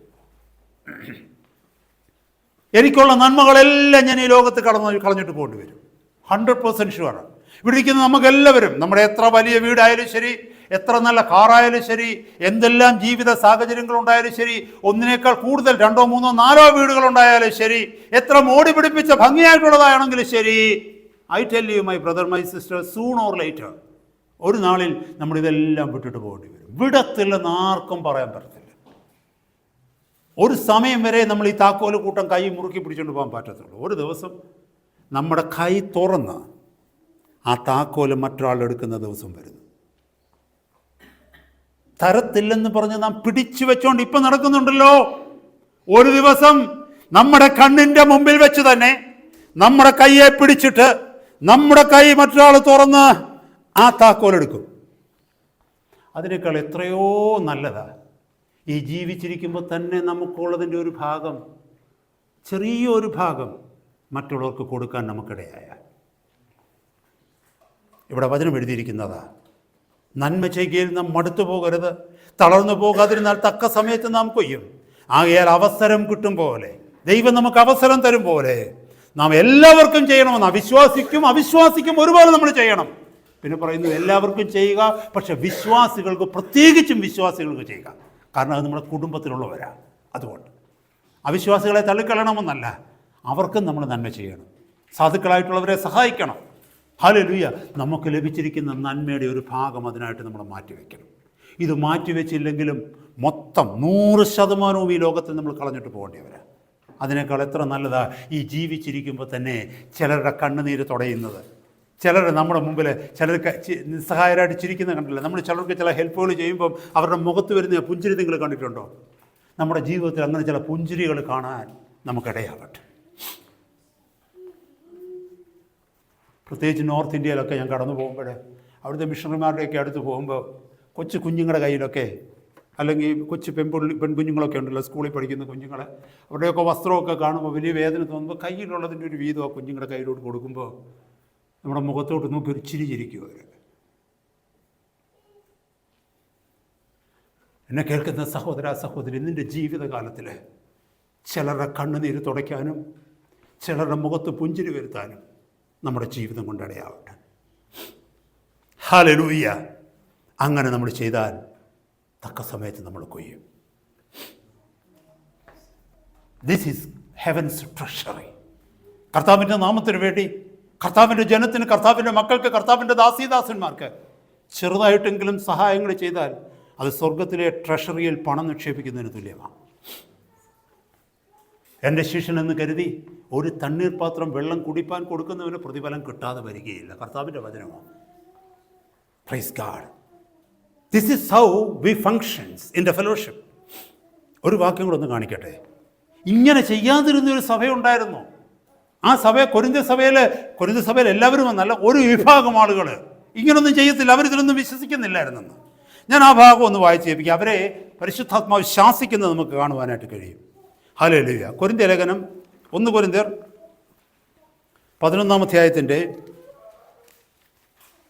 17 മുതലുള്ള വാക്യങ്ങൾ. ഒത്തിരി നന്മകൾ ആ സഭയെക്കുറിച്ച് പറഞ്ഞു കഴിഞ്ഞിട്ട് അപ്പോസ്തലനായ പൗലോസ് പറയുക, 1 കൊരിന്ത്യൻസ് 11:17, 1 കൊരിന്ത്യർ 11:17 മുതൽ 20 വരെയുള്ള വാക്യങ്ങൾ. പിന്നെ മുന്നോട്ടുണ്ട്, ഞാൻ അവിടേക്ക് പോകുന്നില്ല. ഇനി ആജ്ഞാപിക്കും. ഇതൊരു ആജ്ഞാപനമാകട്ടോ, ഇതൊരു കൽപ്പനയാകട്ടോ. This is something Paul couldn't get along with. പൗലോസിന് ഇത് അംഗീകരിക്കാൻ പറ്റിയില്ല ദൈവസഭയ്ക്കകത്ത്. ദൈവസഭയ്ക്കകത്ത് ഒത്തിരി ഗുണങ്ങളുമുണ്ട്, ദോഷങ്ങളൊക്കെ ഇതിനകത്ത് ഉണ്ടായിരുന്നു. ഒത്തിരി കൃപാവരങ്ങളുള്ള സഭയായിരുന്നു, ഒത്തിരി പ്രയോജനമുള്ള ദൈവസഭയായിരുന്നു. അതുപോലെ തന്നെ അതിൽ ചിലർ വലിയ പാപത്തിലും കഴിഞ്ഞ മനുഷ്യരാണ്. പക്ഷേ ഇതിനകത്ത് ഒരു വിഷയം പൗലോസിനെ ഒത്തിരി വേദനിപ്പിച്ചു, പല വിഷയങ്ങൾ വേദനിപ്പിച്ചു. അതിനകത്ത് ഒരു കാര്യമാണ് പറയുന്നത്, ഇനി ആജ്ഞാപിക്കുവാൻ പോകുന്നതിൽ ഞാൻ നിങ്ങളെ പുകഴ്ത്തുന്നില്ല. ഇതുവരെ നിങ്ങളെ ഞാൻ പുകഴ്ത്തി പല കാര്യത്തിൽ, ഇനി ഞാൻ പറയാൻ പോകുന്ന കാര്യത്തിൽ നിങ്ങളെ ഞാൻ പുകഴ്ത്തുന്നില്ല. അതിൻ്റെ അർത്ഥം നിങ്ങളെ ഞാൻ തർജ്ജനം ചെയ്യുക, ശാസിക്കുക. എന്ത്? നിങ്ങൾ കൂടി വരുന്നതിനാൽ നന്മയ്ക്കല്ല തിന്മയ്ക്ക് ഇടയാകുന്നത്. കാരണം ഫെലോഷിപ്പ് എങ്ങനെ വർക്ക് ചെയ്യണമെന്നുള്ളതാണ് നമ്മളിപ്പോൾ കേട്ടുകൊണ്ടിരിക്കുന്നത്. How to function the fellowship. കർത്താവിൻ്റെ ദാസൻ പറയുകയാണ്, നിങ്ങൾ ഫെലോഷിപ്പിന് കൂടി വരുമ്പോൾ നന്മയല്ല ഉണ്ടാകുന്നത്, തിന്മയാണ് ഉണ്ടാകുന്നത്. ഗുണമല്ല ഉണ്ടാകുന്നത്, ദോഷമാണ് ഉണ്ടാകുന്നത്. അനുഗ്രഹമല്ല ഉണ്ടാകുന്നത്, ശാപമാണ് ഉണ്ടാകുന്നത്. ദൈവനാമം മഹിമപ്പെടുകയല്ല, പിന്നെയോ പിശാചിന്റെ നാമം മഹിമപ്പെടുകയാണ് ചെയ്യുന്നത്. എന്താ എഴുതിയിരിക്കുന്നത്? ഒന്നാമത്, നിങ്ങൾ സഭ കൂടുമ്പോൾ നിങ്ങളുടെ ഇടയിൽ ഭിന്നത ഉണ്ടെന്ന് ഞാൻ കേൾക്കുന്നു, ഏതാനും വിശ്വസിക്കുകയും ചെയ്യുന്നു. ചിലർ എന്നോട് വിളിച്ച് പറയുന്നുണ്ട്, നിങ്ങൾ കൂടി വരുമ്പോൾ ഭയങ്കര വാക്കേറ്റവും ബഹളവുമാണ്. പക്ഷെ ഞാൻ എല്ലാം വിശ്വസിക്കുന്നില്ല, പക്ഷെ കുറച്ച് ഞാൻ വിശ്വസിക്കുന്നുണ്ട്.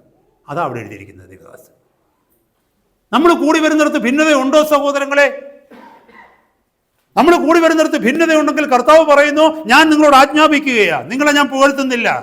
ഞാൻ ആഗ്രഹിക്കുന്ന രീതിയിലല്ല നിങ്ങൾ പണിയപ്പെടുന്നത്. നിങ്ങൾ എൻ്റെ ഹൃദയം വേദനിപ്പിക്കുകയാണ്.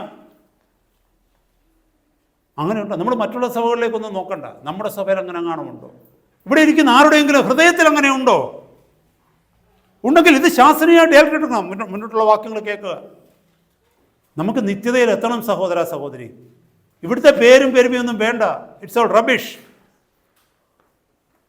ഇവിടുത്തെ പേരും പെരുമയൊന്നുമല്ല വിഷയം. ഇവിടെ എത്ര വലിയ ശുശ്രൂഷ ചെയ്തെന്നോ ലോകം എത്ര അംഗീകരിച്ചെന്നുള്ളതല്ല വിഷയം.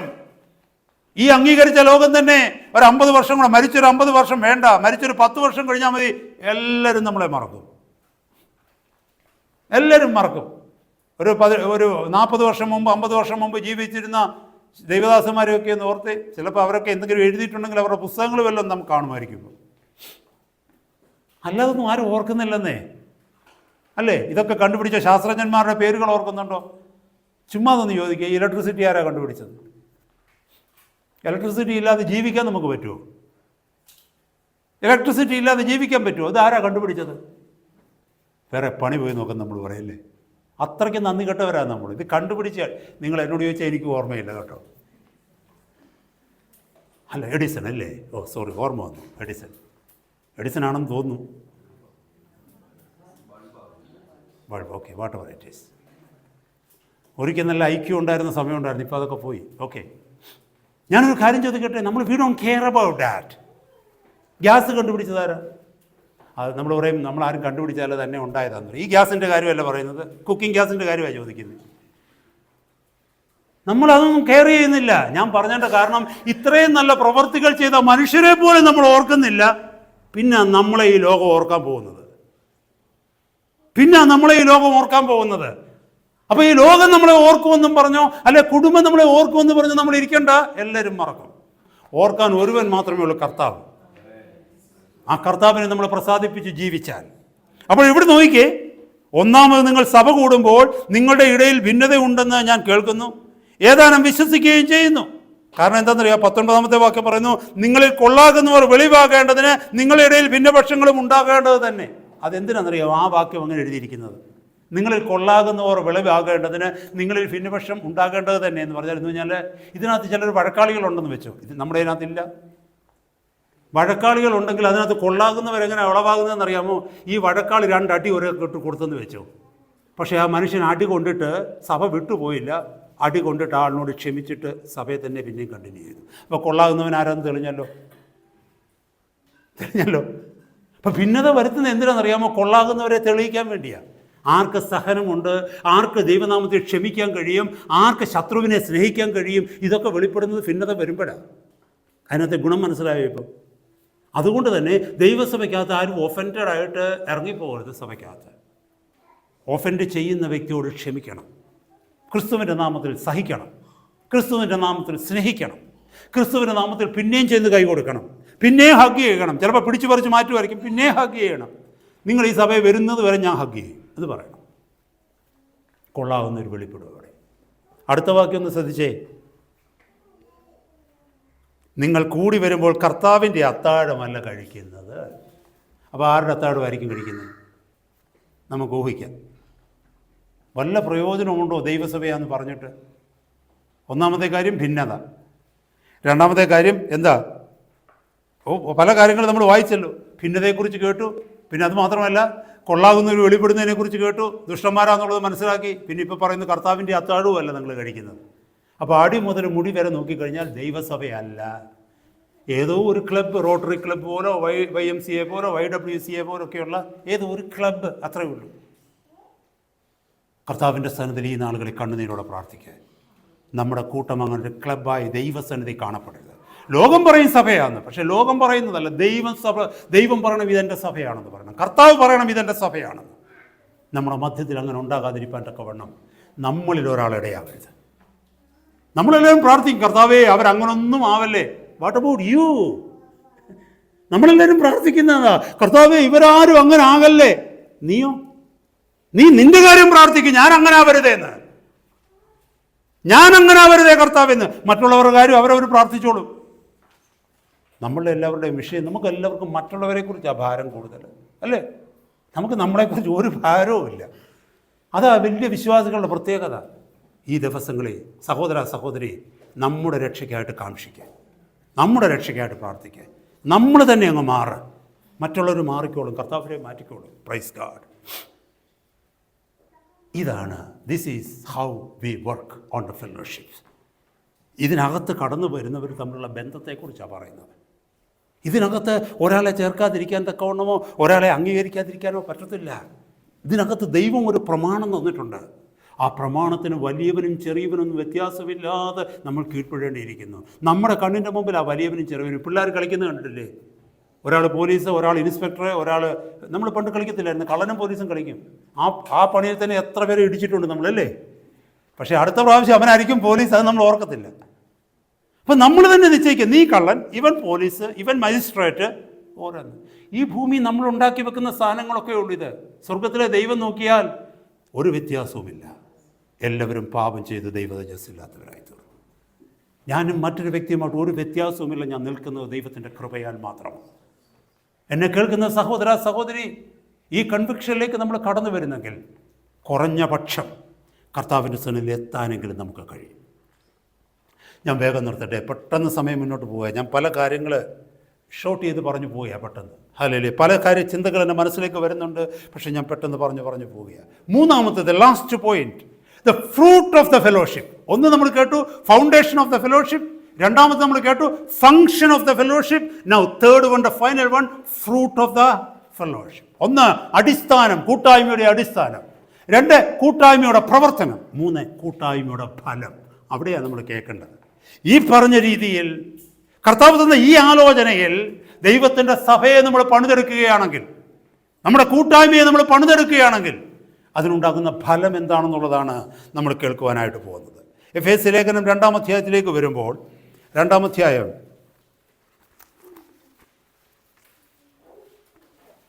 എഫേസ്യ ലേഖനം 2-ാം അധ്യായത്തിൻ്റെ 21-22 വാക്യങ്ങൾ. അവനിൽ, ക്രിസ്തുവിൽ, എഫീഷ്യൻസ് 2:21 and 22, അവനിൽ കെട്ടിടം മുഴുവനും യുക്തമായി ചേർന്ന് കർത്താവിൽ വിശുദ്ധ മന്ദിരമായി വളരുന്നു. അവനിൽ നിങ്ങളെയും ദൈവത്തിൻ്റെ നിവാസമാകേണ്ടതിന് ആത്മാവിനാൽ ഒന്നിച്ച് പണിത് വരുന്നു. ശ്രദ്ധിക്കണമേ, തുടങ്ങിയത് എവിടെയാണെന്നറിയാമോ? ക്രിസ്തു തന്നെ മൂലക്കല്ലായിരിക്കെ അപ്പോസ്തലന്മാരും പ്രവാചകന്മാരും എന്ന അടിസ്ഥാനത്തിൽ നമ്മൾ പണിതി തുടങ്ങി. അവസാനിക്കുന്നത് എവിടെയാണെന്നറിയാമോ? ദൈവം നമ്മളിൽ വസിക്കേണ്ടതിന് ദൈവത്തിൻ്റെ ആത്മാവിനാൽ നമ്മളെ ഒന്നിച്ച് പണിയും. എവിടെ? ഒരു വിശുദ്ധ മന്ദിരമായി കെട്ടിടം മുഴുവനും യുക്തമായി ചേർന്ന് വളരും. ഒന്ന് ചിന്തിച്ച് നോക്കിയേ, എത്ര മനോഹരമാണ് നമ്മുടെ ഇവിടുത്തെ ബിൽഡിങ്ങുകൾ, ഈ സ്കൈ സ്ക്രേപ്പേഴ്സൊക്കെ നോക്കിയേ, ഇത്ര സ്റ്റോറി ബിൽഡിങ്ങുകൾ നോക്കിയേ. പണ്ട് അവിടെയൊക്കെ തരിശു ഭൂമിയായിട്ടാണ് കിടന്നത്, അല്ലേ? ഇന്ന് നമ്മുടെ നാട്ടിലൊക്കെ ചില സ്ഥലങ്ങളിലോട്ടൊക്കെ പോയി കഴിഞ്ഞാൽ നമുക്കറിയത്തില്ല. ഗൾഫിൽ നിന്നൊക്കെ ഇവിടെ വന്നിട്ടുള്ളവർ തിരിച്ച് നമ്മളായിരുന്ന സ്ഥലത്തേക്ക് പോയി നമുക്ക് ഒരു പിടിയും കിട്ടത്തില്ല. കാരണം എന്താണെന്നറിയാമോ? തരിശ് ഭൂമിയായിരുന്നിടത്ത് നിന്ന് വലിയ വലിയ ബിൽഡിങ്ങുകളാണ്.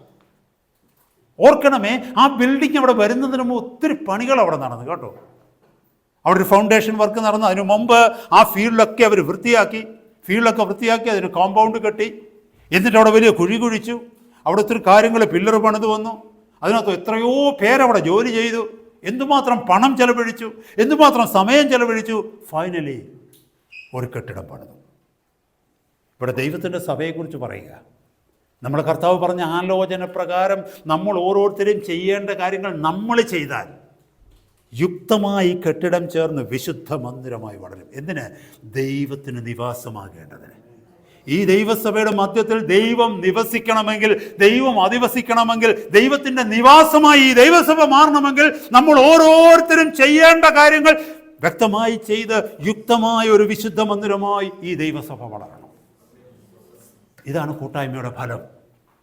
ഈ ഫലത്തിൽ എത്തിയില്ലെങ്കിൽ 10 സ്കൂൾ പണിതത് കൊണ്ടോ 4 ആശുപത്രി പണിതത് കൊണ്ടോ 15 പേർക്ക് ജോലി കൊടുത്തത് കൊണ്ടോ സ്വർഗത്തിൽ ദൈവസഭ അംഗീകരിക്കപ്പെടത്തില്ല. അതൊക്കെ നിരീശ്വരവാദികളും ഈ ലോകത്ത് ചെയ്യുന്നുണ്ട്, ചാരിറ്റി ഫൗണ്ടേഷൻസ്. ദൈവത്തിൻ്റെ സഭ ഇവിടെ അംഗീകരിക്കപ്പെടണമെങ്കിൽ ദൈവവചനപ്രകാരം പണിയപ്പെടുന്ന ഒരു വിശുദ്ധ മന്ദിരമായി ദൈവസഭ മാറും. എക്സ്റ്റേണൽ ബിൽഡിങ്ങിനെ കുറിച്ചല്ല പറയുന്നത്, ആത്മീക അർത്ഥത്തിലാണ് പറയുന്നത്. ആത്മീക അർത്ഥത്തിൽ ഇതൊരു മന്ദിരമായി കാണണം. ദൈവത്തിൻ്റെ സഭ പണിതുകൊണ്ടിരിക്കുക. നമ്മളെല്ലാം ഓരോരോ കല്ലുകളാണ്. ഞാൻ അവിടേക്ക് വരിക, പെട്ടെന്ന് പറഞ്ഞ് നിർത്തുമ്പോൾ ഞാൻ അവിടെ വരികയാണ്. പിന്നെ ഒരു ഗുണം എന്താണെന്നറിയാമോ? ഇങ്ങനെ വിശുദ്ധ മന്ദിരമായിട്ട് വളരുക മാത്രമല്ല, നമ്മൾ ആദ്യം കേട്ടല്ലോ കൂട്ടായ്മ തുടങ്ങിയത് എവിടെയാണെന്ന്. അപ്പോസ്തല പ്രവൃത്തി 2-ാം അധ്യായത്തിൽ നമ്മൾ കേട്ടല്ലോ. അതിന് 47-ാമത്തെ വാക്യം നിങ്ങളൊന്ന് നോക്കിയേ. 47-ാമത്തെ വാക്യത്തിൽ അവർ ഒരുമനപ്പെട്ട് 46 ഒരുമനപ്പെട്ട് ദൈവാലയത്തിൽ കൂടി വരികയും വീട്ടിൽ അപ്പം നുറുക്കിക്കൊണ്ട് ഉല്ലാസവും ഹൃദയപരിമാർത്തതയും കൊണ്ട് ഭക്ഷണം കഴിക്കുകയും ചെയ്തു. പല വീട്ടിലുണ്ടായിരുന്നവർ അവർ ഒന്നിച്ചു കൂടി വന്നു. അവരെ കൂട്ടായ്മ ഒന്നാക്കി മാറ്റി. എന്നിട്ട് അവർ ഒരു വീട്ടിലിരുന്ന് ഭക്ഷണം കഴിക്കുക. നിങ്ങൾക്കറിയാമോ, ഒരു കാര്യം ചിന്തിക്കണം. ഇന്നത്തേതിനേക്കാൾ ഉച്ചനീചത്വങ്ങൾ അന്ന് ഒത്തിരി ഉണ്ടായിരുന്നു. ഒരു യഹൂദന് ജാതികളുടെ വീട്ടിൽ പോകാൻ പാടില്ലെന്ന്. ഒരു ജാതികളെന്ന് പറഞ്ഞാൽ യവനന്മാരോ ശമര്യരോ അങ്ങനെ പല രീതിയിലുള്ളവരുണ്ട്. യഹൂദനല്ലാത്തതെല്ലാം ജാതിയാണ്. യഹൂദന്മാരല്ലാത്തവരുമായിട്ട് ഒരു കൂട്ടായ്മയും ന്യായപ്രമാണം അനുവദിക്കുന്നില്ലെന്ന്. നമുക്കറിയാമോ, ശമര്യ വഴിയായി പോലും അവർ യാത്ര ചെയ്യത്തില്ലായിരുന്നു അന്ന്. കാരണം അവർ അത്രമാത്രം തീണ്ടലുള്ളവരായിരുന്നു, ഡിസ്റ്റൻസ് കീപ്പ് ചെയ്യുന്നവരായിരുന്നു. അവർ ദൈവത്താൽ വേർക്കപ്പെട്ടവരാണെന്നും പറഞ്ഞ് അവർ ഒരു സ്വയനീതി പുലർത്തിയിരുന്ന മനുഷ്യരായിരുന്നു. ഇപ്പൊ ഇവിടെ നോക്കിയേ, ക്രിസ്തുവിലേക്ക് വന്നു കഴിഞ്ഞപ്പോൾ, ദൈവസഭയുടെ ഭാഗമായി കഴിഞ്ഞപ്പോൾ അവിടെ യഹൂദനെന്നോ യവനനെന്നോ ഒന്നുമില്ല. അവർ ഒരുമിച്ചിരുന്ന് ഭക്ഷണം കഴിക്കുക, ഒരുമിച്ചിരുന്ന് ഭക്ഷണം വിളമ്പുക. അതിൽ യഹൂദൻ്റെ വീട്ടിൽ ഉണ്ടാക്കുന്ന ഭക്ഷണമെന്നോ യവനൻ്റെ വീട്ടിലുണ്ടാക്കുന്ന ഭക്ഷണമെന്നോ ഒന്നും വ്യത്യാസമില്ല. ഏത് വീട്ടിൽ നിന്ന് കൊണ്ടുവന്ന ഭക്ഷണമായതൊന്നും അവർ ചോദിക്കത്തില്ല. അവർ ഒന്നിച്ചിരുന്ന് എന്താ എഴുതിയിരിക്കുന്നത് അറിയാമോ? നിങ്ങൾ എന്താ വായിച്ചത്? ഞാൻ ആ വാക്യം ഒന്ന് വായിച്ചേ. 46 ഒരുമനപ്പെട്ട് ഇൻ വണ്ണസ് ദിനം പ്രതി ദേവാലയത്തിൽ കൂടി വരികയും വീട്ടിൽ അപ്പം നുറുക്കിക്കൊണ്ട് ഉല്ലാസവും ഹൃദയപരമാർത്ഥതയും പൂണ്ട്. ഹൃദയപരമാർത്ഥതയോടെ അവർ കഴിച്ചത്. അല്ലാതെ അകത്ത് എന്താ പറയുന്നത്, പിന്നെ എന്തെങ്കിലും പ്രിജുഡീസ് കൊണ്ടല്ല കഴിച്ചത്. ഹൃദയപരമാർത്ഥതയോടെ. അല്ലെങ്കിൽ പരിശുദ്ധാത്മാവ് ആ വാക്യം ഇവിടെ എഴുതി വെക്കത്തില്ല കേട്ടോ. പരിശുദ്ധാത്മാവ് കള്ളം എഴുതത്തില്ല. അടുത്ത വാക്യം 17 പറയുന്നു, ദൈവത്തെ സ്തുതിക്കുകയും സകല ജനത്തിൻ്റെയും കൃപ അനുഭവിക്കുകയും ചെയ്തു. കർത്താവ് രക്ഷിക്കപ്പെടുന്നവരെ ദിനംപ്രതി സഭയോട് ചേർത്തുകൊണ്ടിരുന്നു. ഇത് ഇന്നും സംഭവിക്കും. അകത്തുള്ളവർ ഒരുങ്ങിക്കഴിഞ്ഞാൽ പുറത്തു നിന്നുള്ളവരെ കർത്താവ് കൊണ്ടുവരും അകത്ത്. നമ്മുടെ പ്രശ്നം എന്താ അറിയാമോ? അകത്തുള്ളവർ ഒരുങ്ങിയിട്ടില്ല, പുറത്തുള്ളവർ വരണമെന്നാണ് നമ്മൾ പറയുന്നത്. സഹോദരന്മാരെ സഹോദരിമാരെ, ഈ നാളുകളിൽ നമുക്കൊരുങ്ങാം, നമുക്ക് പണിയപ്പെടാം. ഞാൻ ചെയ്യേണ്ട കാര്യങ്ങൾ ഞാൻ ചെയ്യുന്നുണ്ടോ? അത് എന്നെ നോക്കാം. എന്നെ നോക്കാം. നമ്മൾ സ്വയം നോക്കാം. നമ്മൾ മറ്റുള്ളവരെ പഠിപ്പിക്കുവാനല്ല വിളിക്കുന്നത്. മറ്റുള്ളവരെ പഠിപ്പിച്ചോ കുഴപ്പമില്ല, നിന്നെ ദൈവം അതിന് വിളിച്ചെടുക്കുന്നെങ്കിൽ നാം നമ്മളെ തന്നെ പഠിപ്പിക്കാം. ആദ്യം എന്നെ തന്നെ പഠിപ്പിക്കുക. എൻ്റെ ഏറിയ എൻ്റെ ലൈഫിൻ്റെ ആ സ്വകാര്യതയിലേക്ക് ഞാനൊന്ന് നോക്ക്. എൻ്റെ സ്വകാര്യത ദൈവം ഒരു നാളിൽ വെളിപ്പെടുത്തി കഴിഞ്ഞാൽ ഞെട്ടിപ്പോകരുത് മറ്റാരും. സഹോദരന്മാരെ സഹോദരിമാരെ, കർത്താവ് പറഞ്ഞു എന്താണെന്നറിയാമോ? വീടിനകത്ത് പറഞ്ഞത് പുരമുകളിൽ ഘോഷിക്കുമെന്ന്. അതിൻ്റെ അർത്ഥം എന്താണെന്നറിയാമോ? രഹസ്യമായിട്ട് അകത്ത് വെച്ചിരുന്നതൊക്കെ കർത്താവ് പരസ്യപ്പെടുത്തുന്ന ഒരു നാൾ വരുമെന്ന്. ഈ ഭൂമിയിൽ അതിന് സമയം തന്നപ്പോൾ നമ്മൾ ക്രമീകരിക്കപ്പെട്ടില്ലെങ്കിൽ ഒന്ന് ഓർക്കണമേ, നമുക്ക് സ്വയം ഒരുങ്ങാം ദൈവമക്കളെ. They broke bread together in their houses and ate together with gladness and sincere heart. അത് ചെറിയ കാര്യമൊന്നുമല്ല കേട്ടോ. എനിക്ക് ഒത്തിരി കാര്യങ്ങൾ ആ വിഷയത്തെക്കുറിച്ച് പറയണമെന്നുണ്ട്. ഇന്നും നമ്മൾ ഈ അകൽച്ച കാണിക്കുന്നെങ്കിൽ അതിൻ്റെ അർത്ഥം എന്തോന്നറിയാമോ? നമ്മൾ ഒന്നായിട്ടില്ലെന്നാ. ദൈവസഭയുടെ ഭാഗമായിട്ടില്ല. We are simply a visitor. നമ്മൾ സഭയെ വിസിറ്റ് ചെയ്യാൻ വന്ന ഒരു വ്യക്തി എന്ന് മാത്രമേ ഉള്ളൂ. ചർച്ചിൻ്റെ മെമ്പർ അല്ല. ഒരുപക്ഷെ ഇവിടുത്തെ സഭ പറയുമായിരിക്കും, ഇവിടുത്തെ എന്ന് പറഞ്ഞാൽ ഈ ലോകത്തിലെ സഭ പറയുമായിരിക്കും, ഓ ഇവിടുത്തെ എൽഡറാ പുള്ളി കേട്ടോ, ഇവിടുത്തെ പാസ്റ്ററാ പുള്ളി, ഇവിടുത്തെ ട്രഷററാ പുള്ളി. അല്ലെങ്കിൽ ഇവിടുത്തെ പ്രയർ കോർഡിനേറ്ററാ എന്നൊക്കെ ഇവിടെ ഈ ലോകത്തിൽ പറയുമായിരിക്കും. പക്ഷേ സ്വർഗത്തിലെ ദൈവം പറയുന്നു ഇവൻ എൻ്റെ സഭയുടെ ഭാഗമേ അല്ലെന്ന്. സഭയുടെ ഭാഗമാണെങ്കിൽ ഒരുമനപ്പെടും. Hallelujah, praise God. അങ്ങനെയുള്ള ഒരു സഭയെക്കുറിച്ചാണ് മത്തായിയുടെ സുവിശേഷം 5-ാം അധ്യായം 14-ാമത്തെ വാക്യത്തിൽ കർത്താവ് പറഞ്ഞു, നിങ്ങൾ ലോകത്തിൻ്റെ വെളിച്ചമാകും. അങ്ങനെയുള്ള ഒരു സഭയ്ക്ക് മാത്രമേ ലോകത്തിൻ്റെ വെളിച്ചമാകാൻ പറ്റുകയുള്ളൂ. അടുത്ത 5 മിനിറ്റിനുള്ളിൽ ദൈവത്തിനെ നിർത്തുവാനായിട്ട് ഞാൻ ആഗ്രഹിക്കുന്നു. അങ്ങനെയുള്ള ഒരു ദൈവസഭയ്ക്ക് മാത്രമേ ലോകത്തിൻ്റെ വെളിച്ചമാകാൻ ഒക്കത്തുള്ളൂ. അങ്ങനെയുള്ള ഒരു വ്യക്തി, ആ സഭയിൽ ദൈവം ലോകത്തിൻ്റെ വെളിച്ചം കൊടുക്കും. അവിടെയുള്ള സഹോദരങ്ങളൊക്കെ ആ വെളിച്ചം പ്രാപിക്കും. അവരുടെ ജോലി സ്ഥലത്ത് അവർ കടന്നു പോകുമ്പോൾ ആ വെളിച്ചം അവിടെ കൊടുക്കും. താമസിക്കുന്നിടത്ത് ആ വെളിച്ചം കൊടുക്കും. നമ്മളെക്കുറിച്ച് നമ്മളെ താമസിക്കുന്ന ഏറിയയിൽ എന്തോ പറയുന്നത് ആൾക്കാർ, നമ്മളെക്കുറിച്ച് നമ്മുടെ ജോലി സ്ഥലത്ത് എന്തോ ആൾക്കാർ പറയുന്നത് വെളിച്ചമെന്ന് പറയും. വെളിച്ചദൂതനാന്ന് പറയുമോ അതോ സാത്താൻ്റെ ദൂതനാന്ന് പറയുമോ? പുള്ളിക്കാരൻ വരുന്നത് ഭയങ്കര വെളിച്ചമെന്ന് ആരെങ്കിലും പറയുമോ? ആ വ്യക്തിയുടെ വാ തുറന്നാൽ സമാധാനത്തിൻ്റെ വാക്കുകൾ, ആശ്വാസമാണ് പറയുന്നത്, സ്നേഹമാണ് പറയുന്നത്. അതോ ആ പുള്ളിക്കാരുടെ വാ തുറന്നാൽ ഈ ഏറിയയിൽ 2 കിലോമീറ്റർ ചുറ്റളവിൽ നിൽക്കാൻ പറ്റത്തില്ലെന്നാണ് പറയുന്നത്.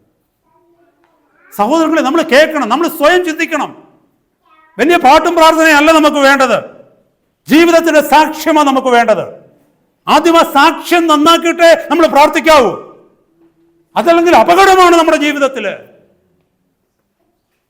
നിങ്ങൾ ലോകത്തിന്റെ വെളിച്ചമാകുന്നു എന്ന് കർത്താവ് പറഞ്ഞാൽ ദൈവസഭയിൽ നിന്ന് നീ പ്രാപിച്ച വെളിച്ചം നീ കടന്നു പോകുന്നിടത്ത് പോകണം.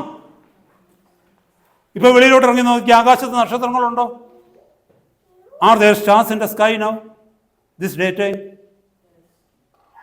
കുഞ്ഞുങ്ങൾ പറയുന്നു നോന്ന്. There are stars there. പക്ഷെ നമുക്ക് കാണാൻ പറ്റത്തില്ല. എന്തുകൊണ്ടാണെന്നറിയാമോ? Because of the brightness of sun. സൂര്യന്റെ പ്രഭ കൊണ്ട് നമുക്ക് ചന്ദ്രനെ കാണാൻ, നക്ഷത്രങ്ങളെ കാണാൻ പറ്റത്തില്ല. പക്ഷേ when the sun goes you will immediately see illuminating stars. From where did they get the light? From the sun.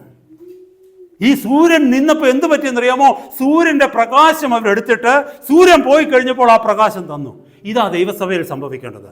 ദൈവസഭയിൽ നിന്നുള്ള പ്രകാശം നമ്മൾ വാങ്ങിയിട്ട് ദൈവസഭ ഇല്ലാത്തടത്തേക്ക്, ദൈവം ഇല്ലാത്തടത്തേക്ക് കടന്നു ചെല്ലുമ്പോൾ നമ്മളിലെ പ്രകാശം അവർ കാണണം.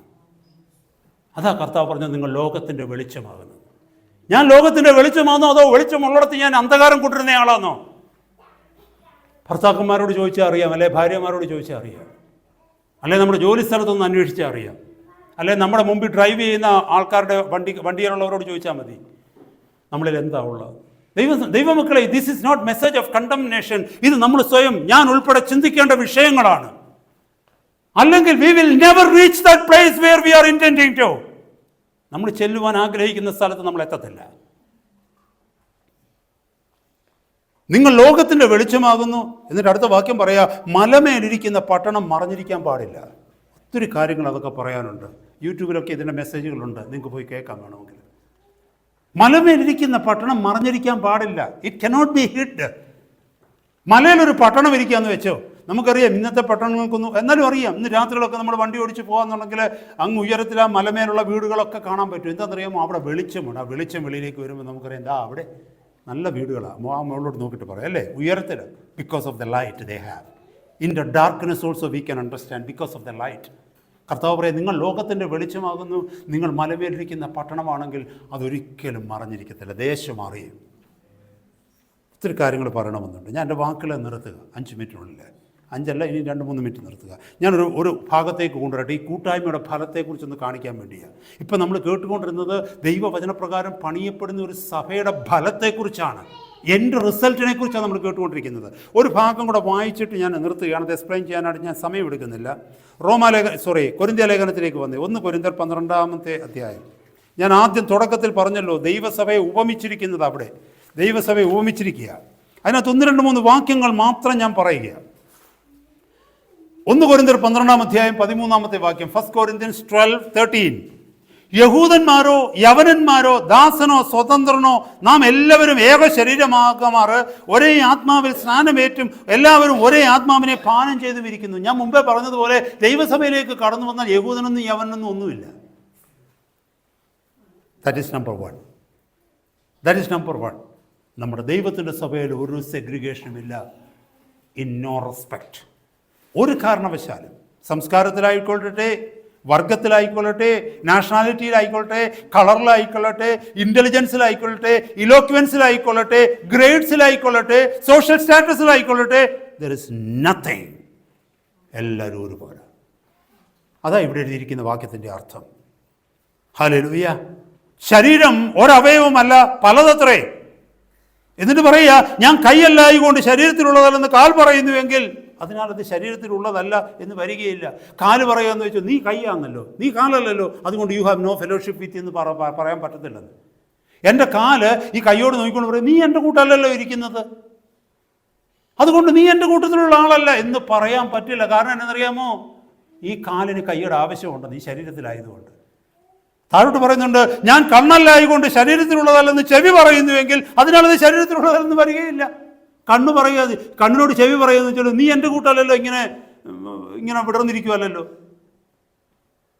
U have no fellowship with me എന്ന് ചെവി കണ്ണിനോട് പറയരുതെന്ന്. പറയുന്നത് കൊണ്ട് കണ്ണ് ശരീരത്തിലുള്ളതല്ല എന്ന് വരികയില്ല. പരിശുദ്ധാത്മാവ് പറയുക എന്ന് പറഞ്ഞാൽ, ഞാൻ ഈ സഹോദരനെ നോക്കിക്കൊണ്ട് പറയാം, നീ എൻ്റെ കൂട്ടല്ലല്ലോ ചിന്തിക്കുന്നത്, നീ എൻ്റെ കൂട്ടല്ലല്ലോ പാടുന്നത്, നീ എൻ്റെ കൂട്ടല്ലല്ലോ അന്യഭാഷ പറയുന്നത്, നീ എൻ്റെ കൂട്ടല്ലല്ലോ ശുശ്രൂഷ ചെയ്യുന്നത്, അതുകൊണ്ട് I don't think we can fellowship. ഒരു ശരീരത്തിലാണ്, ഒരു സഭയ്ക്കകത്താണ് നിന്നെ ആക്കി വെച്ചിരിക്കുന്നതെങ്കിൽ ആ സഹോദരനെ ദൈവം വിളിച്ചിരിക്കുന്ന വഴി ആ ശുശ്രൂഷയിൽ ആ സഹോദരനെ ഉപയോഗിക്കുന്നു, നിന്നെ വേറൊരു ശുശ്രൂഷയിൽ ഉപയോഗിക്കും. But you are in the same church fellowshipping each other. അതിനെക്കുറിച്ചൊക്കെ പറയുമ്പോൾ ഒത്തിരി കാര്യങ്ങൾ പറയാറുണ്ട്. പക്ഷേ എല്ലാം മുമ്പേ പറഞ്ഞതുപോലെ അപ്രമാണപ്രകാരമായിരിക്കണം. ഒരുത്തം വന്ന് ലോകത്തിലുള്ളത് സിനിമാ പാട്ടുകൾ പാടുമ്പം അവൻ്റെ കൂടെ ചേർന്ന് നിന്ന് സിനിമാ പാട്ട് പാടണമെന്നല്ല അതിൻ്റെ അർത്ഥം കേട്ടോ.